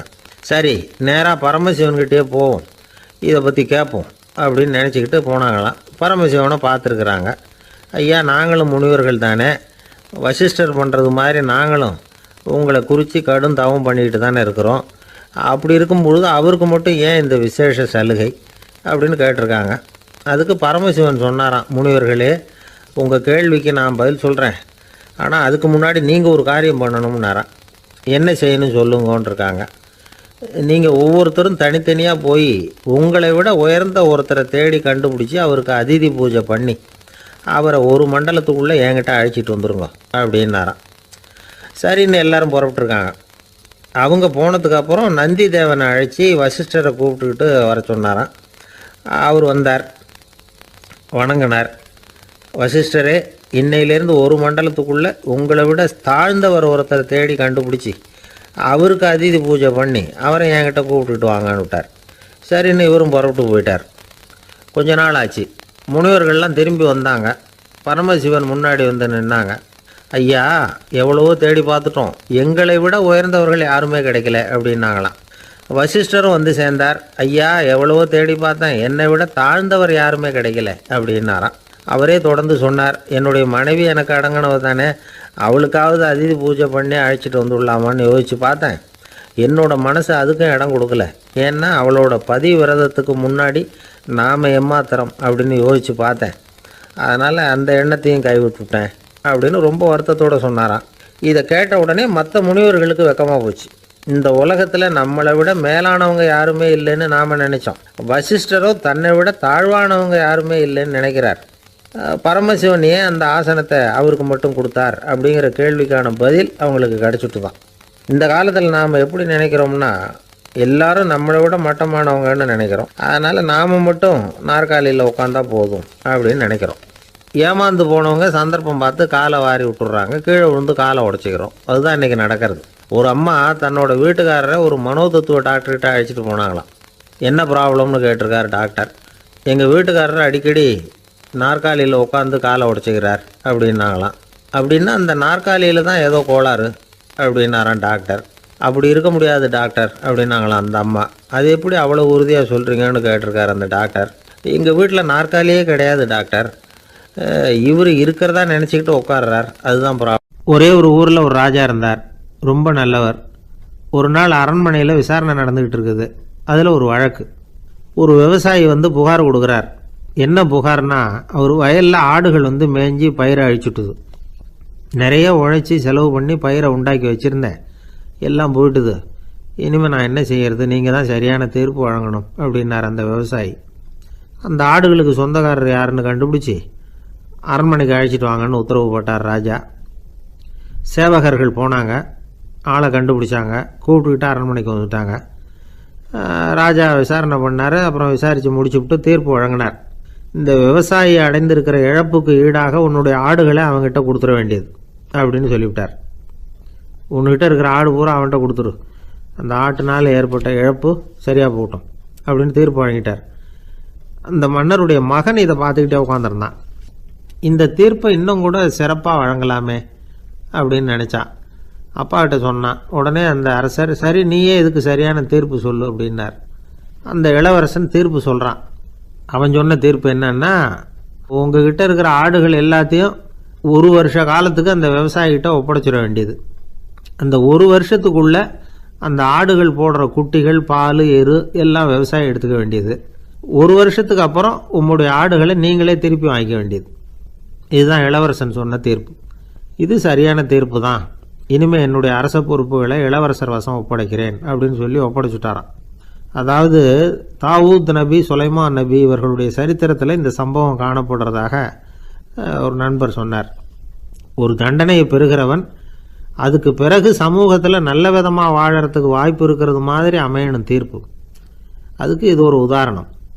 சில தீர்ப்புகள் எப்படி அமைஞ்சு விடுதுன்னா, ஒரு தண்டனையை அனுபவித்து முடித்தவன் அதுக்கப்புறம் அவன் இந்த சமூகத்தில் நல்லவனாக வாழறதுக்கு நினச்சா கூட அதுக்கு தகுதி இல்லாதவன் அப்படிங்கிற அளவுக்கு சூழ்நிலை அமைஞ்சிருது.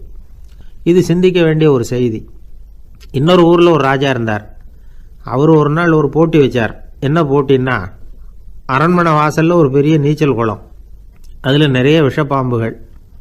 எந்த இளைஞன் துணிச்சலாக அதில் நீச்சல் குளத்தில் குதித்து நீந்தி கரையேறி வர்றானோ அவனுக்கு 100 ஏக்கர் நிலம் பரிசாக வழங்கப்படும். அது வேணாம்னா 1000 ஆடுகள் பரிசாக வழங்கப்படும். அதுவும் வேணான்னா என்னுடைய மகளை கல்யாணம் பண்ணிக்கலாம். இதுதான் மன்னருடைய அறிவிப்பு.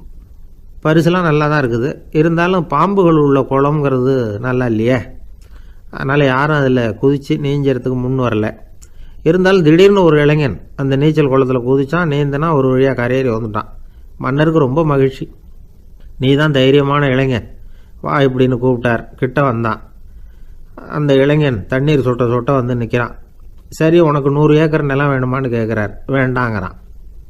சரி, அப்படின்னா 1000 ஆடுகள் வேணுமான்னு கேட்குறார். அதுவும் வேணாங்கிறான். ஓ, அப்படின்னா என் பொண்ணை கல்யாணம் பண்ணிக்கிறியா அப்படின்னு கேட்குறாரு. அதுவும் வேணாங்கிறான். ராஜாவுக்கு ஒன்றும் புரியல. அப்படின்னா உனக்கு என்ன தான் வேணும் அப்படிங்கிறார். என்னை பிடிச்சி இந்த குளத்தில் தள்ளி விட்டவன் யாருங்கிறது எனக்கு தெரியணும் அப்படின்னா. 1944 வருஷத்துல ஒரு நாள் மொரார்ஜி தேசாய் எரவாடா சிறையில் இருந்தார். காவல்துறை உயர் அதிகாரி ஒருத்தர் வர்றார். மொரார்ஜி தேசாய சிறை அதிகாரி அலுவலகத்துக்கு அழைச்சிட்டு போறார். சிறை அதிகாரி ஒரு தகவலை சொல்றார். உங்க நண்பர் மங்கள்தாஸ் பக்வாசா அப்படிங்கிறவர் நாசிக் சிறையில அடைக்கப்பட்டிருந்தார். அவருக்கு உடல் நலம் ரொம்ப பாதிக்கப்பட்டதுனால அவரை சிறையிலிருந்து பம்பாயில உள்ள ஹரிகிருஷ்ணன் தாஸ் மருத்துவமனைக்கு கொண்டுகிட்டு போயிருக்கிறாங்க. அவரு உங்களை பார்க்கணும்னு ரொம்ப ஆவலோட இருக்கிறார். அதனால நீங்க பரோல்ல போய் பாத்துட்டு வாங்களே அப்படின்னார். நிபந்தனையோட போய் பாத்துட்டு வரலாம்னார். தியாக செம்மல்கள் பரோல்ல செல்றதில்ல அப்படிங்கிற உறுதியோட தான் சிறைச்சாலைக்கு வருவாங்க. இப்படி இருக்கிறப்போ மொரார்ஜி மட்டும் பரோல்ல போயிட்டு வர்றதுக்கு எப்படி சம்மதிப்பார்? உயிர் நண்பரின் உயிர் ஆடுது அப்படிங்கறத கேட்டதும் உடனே போய் பார்க்கணும்னு ஆவல் தான். இருந்தாலும் வரன்முறையை மீறி போய் பாக்குறதுன்னா அது தேச பக்தியையே அவமானப்படுத்துறது மாதிரி ஆகும் அப்படிங்கறத அவர் உணர்ந்தார். அதனால நான் பரோல்ல போகிறதுக்கு நான் தயாரா இல்லை அப்படின்னு சொல்லிவிட்டாராம். நண்பருடைய கடைசி ஆசைய நிறைவேற்றுறது உங்க கடமை இல்லையா அப்படின்னு கேட்டிருக்காரு சிறை அதிகாரி. கடமை தான், அதே சமயம் என்னுடைய கடமையை காப்பாத்துறதும் முக்கியமாச்சே அப்படின்னாரா இவர். அதுக்கப்புறம் அந்த அதிகாரி நிபந்தனை இல்லாமலே மொரார்ஜியை வெளியில அனுப்புறதுக்கு சம்மதிச்சாராம். அப்படி இருந்தும் மற்ற நண்பர்களை கலந்துகிட்டு தான் மொரார்ஜி வெளியில புறப்பட்டாராம். பம்பாய்க்கு போனார். படுக்கையில நண்பரை சந்திச்சார். அவர் ரொம்ப மோசமான நிலைமையில இருந்தார். உடல்நிலை கவலைக்கிடம்னு தான் டாக்டர்களும் சொன்னாங்க. மங்கள்தாஸ், இனி எனக்கு வாழ்க்கையில என்ன இருக்கு, நான் இறந்து விடுறதே மேலுன்னாராம். மொரார்ஜிக்கு ரொம்ப வருத்தமா போச்சு. மங்கள்தாஸ் இல்லத்துல இருந்த சமயத்துலதான் மொரார்ஜிய கைது பண்ணாங்களாம். அந்த அதிர்ச்சி தான் மங்கள்தாஸ ரொம்ப பாதிச்சிருக்கு அப்படிங்கறத அவர் புரிஞ்சுக்கிட்டார். இத பாருங்க, விடுதலை போராட்டத்துல ஈடுபடுறவங்களை கைது பண்றதும் சிறையில அடைக்கிறதும் சகஜம் தானே. அன்னைக்கு உங்க வீட்டுல இருந்தப்போ நான் கைது செய்யப்படலைன்னாலும் இன்னொரு இடத்துல நான் கைது செய்யப்பட்டுதான் இருப்பேன். அதனால அதை பத்தி நீங்க ஏன் வேதனைப்படணும்? நீங்க தைரியமா உறுதியா இருக்கணும். அது மட்டும் இல்ல, அது வரைக்கும் மருந்தே சாப்பிடாம இருந்த மங்கள்தாஸ மருந்து சாப்பிட வச்சாராம். 2 நாள் அவர் பக்கத்திலே இருந்தார். அதுக்கப்புறம் பெரிய டாக்டரை பார்த்து மங்கள்தாஸ் உடல் நல சம்பந்தமா விசாரிச்சார். இப்ப பரவாயில்ல, தேறி இருக்கிறார். எப்படி இருந்தாலும் இன்னும் ஒரு 6 மாசம் தான் அவர் உயிரோட இருப்பார் அப்படின்னு சொல்லிவிட்டாரு டாக்டர். ஆனா அதுக்கப்புறம் நடந்தது என்ன தெரியுமா? மங்கள்தாஸ் அதுக்கப்புறம் 25 வருஷம் சௌக்கியமா இருந்தாராம். இவர் 6 மாசம் தான் இருப்பாருன்னு சொன்ன அந்த டாக்டர் 6 மாசத்துல ஒரு எதிர்பாராத விபத்துல சிக்கி இறந்து போனாராம். 6 மாசம்னு டாக்டர் போட்ட கணக்கு சரிதான், ஆனா இடம் தான் மாறி போச்சு. ஒரு திருடன் ஒரு வீட்டுல போய் திருடணும்னு திட்டம் போட்டான். இருட்டுனதும் போய் திருடணும். ஆனா ராத்திரி ஆனா வாசல் கதவை சாத்தி உள்பக்கம் தாழ்பால் போட்டுருவாங்களே, என்ன பண்றது, எப்படி வீட்டுக்குள்ள போறது? இவன் யோசனை பண்ண ஒரு முடிவுக்கு வந்தான். சரி, பகல் நேரத்திலேயே யாருக்கும் தெரியாம அந்த வீட்டுக்குள்ள நுழைஞ்சிருவோம். அங்க போய் எங்கேயாவது ஒளிஞ்சுக்குவோம். இருட்டுற வரைக்கும் பேசாம இருப்போம். ராத்திரி எல்லாரும் தூங்கினதுக்கு அப்புறம் நைஸா போய் பீரோவை திறந்து இருக்கிறது பூரா எடுத்துக்கிட்டு ஓடியாந்துடலாம் அப்படின்னு திட்டம் போட்டான். அதே மாதிரி ஒரு நாள் மத்தியானத்துக்கு மேல அந்த வீட்டுக்காரன் எங்கேயோ வெளியில புறப்பட்டு போனான். வீட்டுக்கார அம்மா அடுப்பங்கரையில என்னவோ சமைச்சுக்கிட்டு இருந்தாங்க. திருடன் பார்த்தான். இதுதான் சமயம்னு அந்த வீட்டுக்குள்ள மெதுவா நுழைஞ்சிட்டான். எங்க ஒளியலாம்னு பார்த்தா வலது பக்கம் ஒரு ரூம் இருந்தது. அங்க போனான். அங்க ஒரு படுக்கை அறை, அங்க ஒரு பெரிய கட்டில் இருந்தது. அதுக்கு அடியில போய் பதுங்கிட்டான். இருட்டுனது நம்ம வேலையை ஆரம்பிக்கலாம், அது வரைக்கும் பொறுமையா இருக்கணும் அப்படின்னு சொல்லி பேசாம வாயை மூடிட்டு கம்முன்னு இருக்கிறான். ரொம்ப நேரம் கழிச்சு வெளியில போயிருந்த வீட்டுக்காரன் திரும்பி வந்தான். சாப்பிட்டான். லைட்டை நிறுத்தி விட்டு படுத்துட்டான். அந்த அம்மாவும் வேலையெல்லாம் முடிச்சுட்டு வந்து படுத்துட்டாங்க. நடு ராத்திரி, விடி விளக்கு லேசா எரிஞ்சுகிட்டு இருக்கு. வீட்டுக்காரன் லேசா கண்ணை முழிச்சான். கட்லுக்கு நேரா எதிரில ஒரு கண்ணாடி. அதுல பாக்குறான், கட்லுக்கு கீழே ஒரு திருடன் ஒளிஞ்சு இருக்கிறது தெரிஞ்சு போச்சு. உடனே அவன் திருடன் திருடன்னு சத்தம் போடல, யோசனை பண்ணான். மேஜையில இருக்கிற கத்தி எடுத்து கையில வச்சுக்குவோமா அப்படின்னு யோசனை பண்ணான். இந்த சந்தர்ப்பத்துல கத்தியை உபயோகப்படுத்துறதை விட புத்தியை உபயோகப்படுத்துறது தான் சாமர்த்தியம் அப்படின்னு நினைச்சான். உடனே அது பிரகாரம் செயல்பட ஆரம்பிச்சிட்டான். என்ன பண்ணான் தெரியுமா? எதையும் வெளியில காட்டிக்காம ரொம்ப சர்வசாதாரணமா தன்னுடைய மனைவி கிட்ட பேச ஆரம்பிச்சான். மனைவியும் புத்திசாலி, அதனால அவங்களுக்கு தெரியும். அவங்களும் வீட்டுக்காரர் கேட்ட கேள்விக்கு பொருத்தமா பதில் சொல்ல ஆரம்பிச்சாங்க. இவன் கேட்டான், இத பாரு, நமக்கு குழந்தை பிறந்தா அதுக்கு கிருஷ்ணமூர்த்தின்னு தான் பேர் வைக்கணும் அப்படின்னா. அதெல்லாம் முடியாது. ஆம்பளை பிள்ளையா இருந்தா ஏகாம்பரம், பொம்பளை பிள்ளையா இருந்தா பங்கஜவல்லி, இதுதான் அவங்க மாமனார் மாமியார் பேர், அதுதான் வைக்கணும் அப்படின்னாங்க அந்த அம்மா. அதெல்லாம் முடியாது, நான் முடிவு பண்ணிவிட்டேன் கிருஷ்ணமூர்த்தின்னு கத்தனா அவன். இல்ல ஏகாம்பரம் பங்கஜவல்லின்றது இந்த அம்மா. வாதம் முத்தி போச்சு. கிருஷ்ணமூர்த்தி கிருஷ்ணமூர்த்தி கிருஷ்ணமூர்த்தின்னா அவன். ஏகாம்பரம் பங்கஜவல்லி ஏகாம்பரம் பங்கஜவல்லின்னு இவங்க கத்துறாங்க. ஒரே சத்தமா போச்சு. இத கேட்டதும் பக்கத்து வீட்டுல இருந்தவங்க, எழுத்த வீட்டுல இருந்தவங்க எல்லாம் எழுந்திரிச்சு ஓடி வந்து இவங்க வீட்டு கதவை தட்ட ஆரம்பிச்சுட்டாங்க. தட தடன்னு. இவன் சாவகாசமா எழுந்திரிச்சு போய் கதவை திறந்தான். என்னங்க, இந்த ராத்திரி வேலையில எங்களை எல்லாம் ஏன் கூப்பிட்டீங்க, யாருக்கு என்ன ஆச்சு அப்படின்னு கேட்டாங்க. கேட்டது யாருன்னா பக்கத்து வீட்டு கிருஷ்ணமூர்த்தி, எழுத்த வீட்டு ஏகாம்பரம் பங்கஜவல்லி எல்லாரும். அடடே, உங்களை கூப்பிடலீங்க, குழந்தைக்கு பேர் வைக்கிறது சம்பந்தமா எங்களுக்குள்ள சண்டை வந்துட்டுது, அதுதான் விஷயம். வேணும்னா இதான் கட்டிலுக்கு அடியில ஒளிஞ்சிட்டு இருக்கிறானே ஒருத்தன், அவனை கூட கேட்டு பாருங்க, அவன் தான் இதுக்கு சாட்சி அப்படிங்கிறான் அந்த ஆளு. உடனே எல்லாரும் விஷயத்தை புரிஞ்சுக்கிட்டு திருடனை பிடிச்சி போலீஸ்ல ஒப்படைச்சிட்டாங்களாம். நெருக்கடியான நேரங்கள்ல பதறாம புத்திசாலித்தனமா செயல்படணுங்கிறத தெரிஞ்சுக்கிறதுக்காக இந்த கதை. புத்திசாலித்தனமா செயல்படுற ஒரு குடும்ப தலைவி இருக்காங்க. அவங்க என்ன செய்வாங்க தெரியுமா? எல்லாரும் ராத்திரியானா வீட்டை உள்பக்கமா போட்டு விட்டு தானே படுப்பாங்க. ஆனா அந்த அம்மா என்ன பண்ணுவாங்கன்னா, வீட்டை வெளிப்பக்கமா ஒரு பூட்டு போட்டு பூட்டி விடுவாங்க. எழுத்த வீட்டுக்காரங்க கிட்ட சொல்லி தினமும் இப்படி பூட்டி விட சொல்றது பழக்கம். ஏங்க அப்படி செய்யறீங்க, திருடன் சுலபமா உள்ளே வந்துடக்கூடாதுங்கிறதுக்காகவா அப்படின்னு கேட்டாங்க. இல்லைங்க, சுலபமா வெளியில போயிடக்கூடாதுங்கிறதுக்காக அப்படின்னாங்க. என்னங்க சொல்றீங்க அப்படின்னு கேட்டாங்க. ஆமாங்க, இவருக்கு அந்த பழக்கம் உண்டு அப்படின்னு தன்னுடைய வீட்டுக்காரரை காட்டினாங்க. பக்கத்து வீடுகள் பத்திரமா இருக்கணுங்கிறதுக்காக தன்னுடைய வீட்டை பூட்டி வைக்கிறது ஒரு பெரிய விஷயம் தானே. ஒரு வயதான குரு சாய்வு நாற்காலியில உட்கார்ந்திருந்தார். ஒரு ஆள் அவரை தேடிட்டு வந்தான். வந்து அவர் முன்னாடி நின்னான். ஐயா, நான் உங்களுக்கு சீடனா ஆயிடலாம்னு நினைக்கிறேன் அப்படின்னா. அந்த குரு நிமிந்து பார்த்தார். இத பாருப்பா, அது அவ்வளவு சுலபமான வேலை இல்ல. அப்படியா சொல்றீங்க அப்படின்னா, ஆமா, நீ ஒரு சீடனா ஆகணும்னா உன்னுடைய அகங்காரத்தை எல்லாம் விட்டுடணும், தியானத்துல முழுமையா ஈடுபடணும், இது மாதிரி இன்னும் பல காரியங்களை ஒழுங்கா செய்யணும், ஒரு ஈடுபாட்டோட செய்யணும். அது மட்டும் இல்ல, இதெல்லாம் தொடர்ந்து நீண்ட நாட்களுக்கு செய்ய வேண்டியிருக்கும். அப்படி உன்னால முடியுமா அப்படின்னார். வந்தவன் யோசிக்க ஆரம்பிச்சான். சீடனாகிறதுலேயே இவ்வளவு சிரமம் இருக்குங்கிறது அவனுக்கு தெரியாது. யோசிச்சுக்கிட்டே அந்த குருவை பார்த்தான். அவர் சாய்வு நாற்காலியில இருந்த நிலைமைய பார்த்தான். சரிங்க சுவாமி, சீடனாகிறது இவ்வளவு கஷ்டம்னா அது வேணாம், அதுக்கு பதிலா உங்களை மாதிரி ஒரு குருவா ஆயிடுறேனே அப்படின்னா. குரு சிரிச்சார்.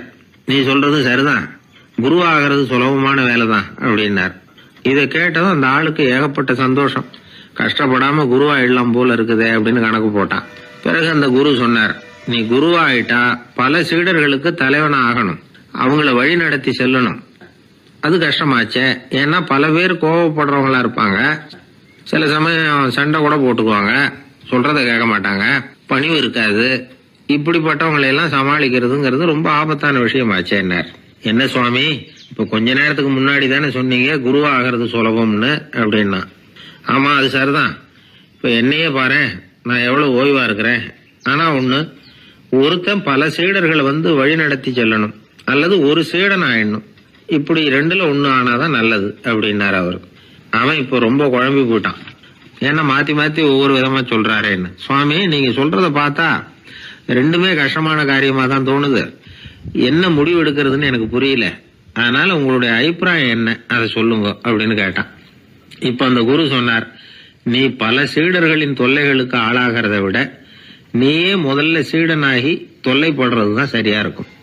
ஏன்னா அப்ப நீ உன்னுடைய பிரச்சனையை மட்டும்தான் கவனிக்க வேண்டியிருக்கும். குரு ஆயிட்டீன்னா பல பேருடைய பிரச்சனையில தலையிட வேண்டியிருக்கும் அப்படின்னார்.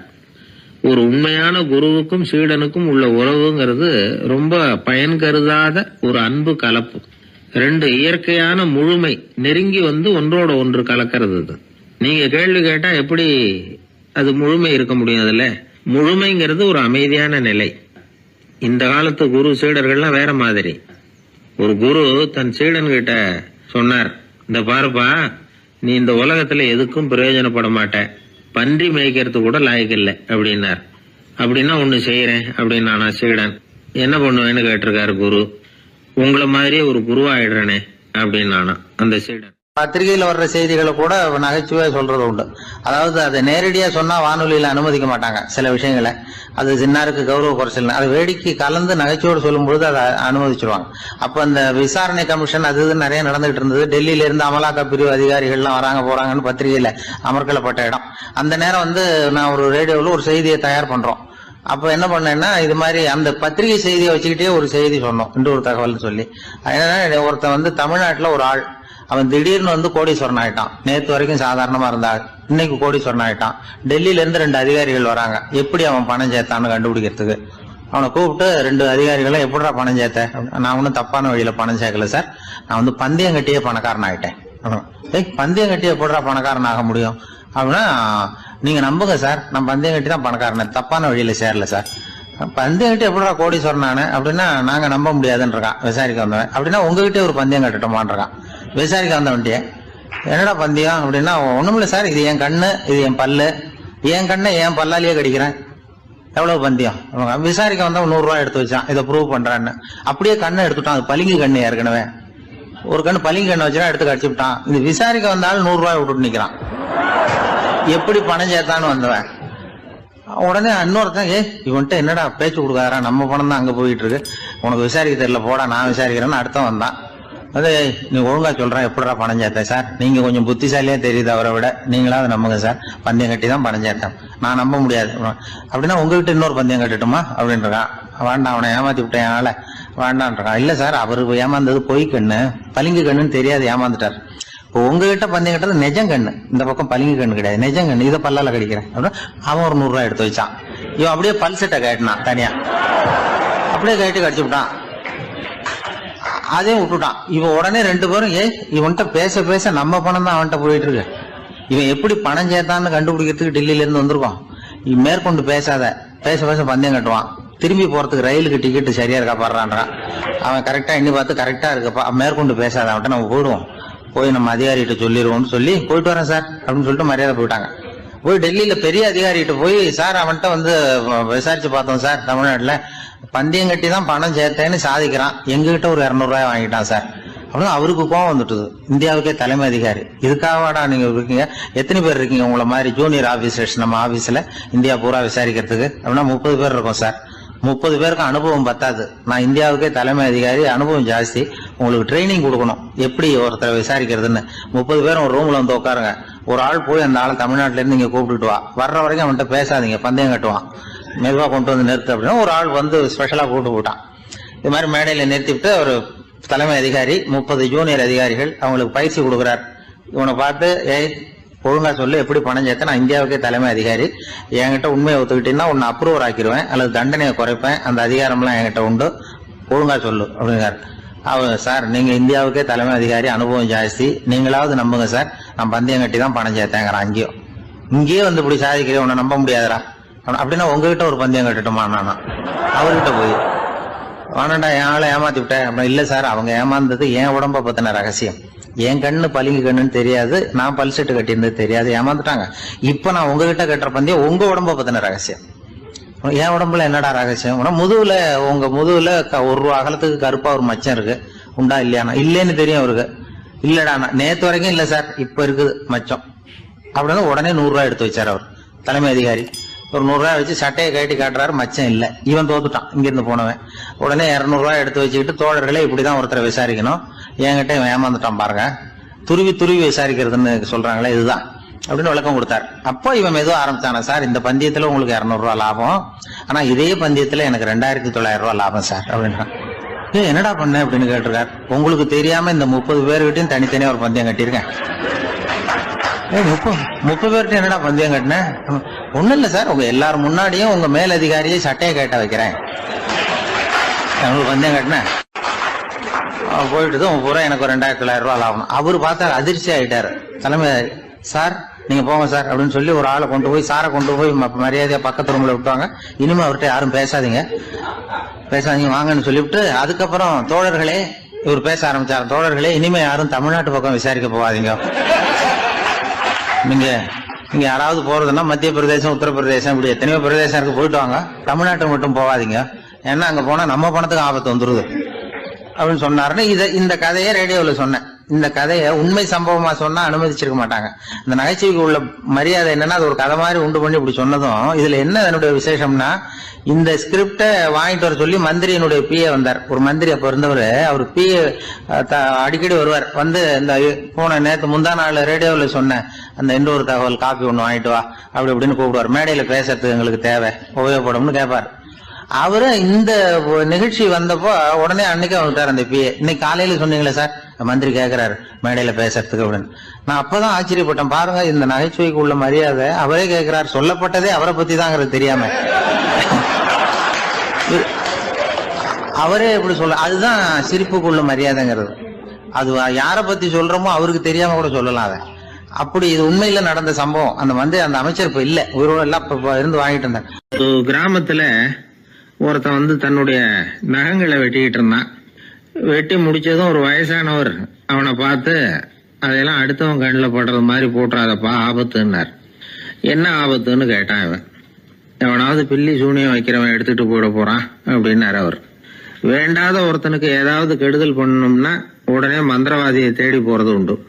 மந்திரவாதி என்ன பண்ணுவாருன்னா, யாருக்கு சூன்யம் வைக்கணுமோ அவனோட காலடி மண்ணு, முடி, நகம் இதையெல்லாம் அவனுக்கு தெரியாம எடுத்துட்டு வா அப்படிம்பார். இது மட்டும் இல்ல, அழுக்கு துணி, பேரு, மனித உருவம் மாதிரி செய்யப்பட்ட பொம்மை இதையெல்லாம் கூட மந்திரவாதிகள் பயன்படுத்துறது உண்டு. இதெல்லாம் ஏமாத்து வேலை. மனிதனுடைய முடி, நகம் இதெல்லாம் வெட்ட வெட்ட வளருது இல்லையா, அதனால அதுக்குள்ள உயிர் இருக்கிறதாக ஆதி மனிதர்கள் நம்பி இருப்பாங்க. அதனால மனுஷங்கிட்ட இருந்து அதெல்லாம் பிரிக்கப்பட்ட பிறகும் கூட அதுகளுக்கும் அந்த மனுஷனுக்கும் தொடர்பு இருக்கிறதாக அவங்க நம்பினாங்க. அந்த நம்பிக்கை தொடர்ந்து வந்து அதோட விளைவாதான் இன்னைக்கு மந்திரவாதிகள் நகத்தையும் முடியையும் எடுக்கிறாங்க. அந்த நகத்துக்கும் முடிக்கும் ஒரு பாதிப்பு உண்டாக்குனா அது சம்பந்தப்பட்டவனுக்கு போய் சேரும் அப்படிங்கறது அவங்க நினைப்பு. அவ்வளவுதான் விஷயம். இது மாதிரி நம்பிக்கைகள் தான் இன்னைக்கு நகம், முடி இதையெல்லாம் மத்தவங்க கண்ணுல படும்படி போடக்கூடாது அப்படிங்கிற வழக்கத்தை உண்டாக்கி விட்டுது. ஒருத்தர் பேரு என்னன்னு கேட்டு தெரிஞ்சுட்டு போய் அந்த பேரை வச்சு அவனோட ராசி பலனை கணிச்சு அவனுக்கு ஏற்பட இருக்கிற கெட்ட நேரத்துல அவனுக்கு சூன்யம் வச்சா அது உடனே பலிக்கும் அப்படின்னு ஒரு நம்பிக்கை. அது மட்டும் இல்ல, சூன்ய தகட்டுல பேரை எழுதி புதைக்கிறதும் உண்டு.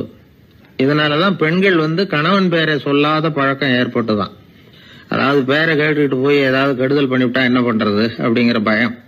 அப்படி ஆரம்பிச்ச பழக்கம்தான் இன்னைக்கு ஏதோ மரியாதைக்காக கணவன் பேரை பிறர் முன்னிலையில சொல்றது இல்ல அப்படிங்கறது மாதிரி ஆயிட்டுது.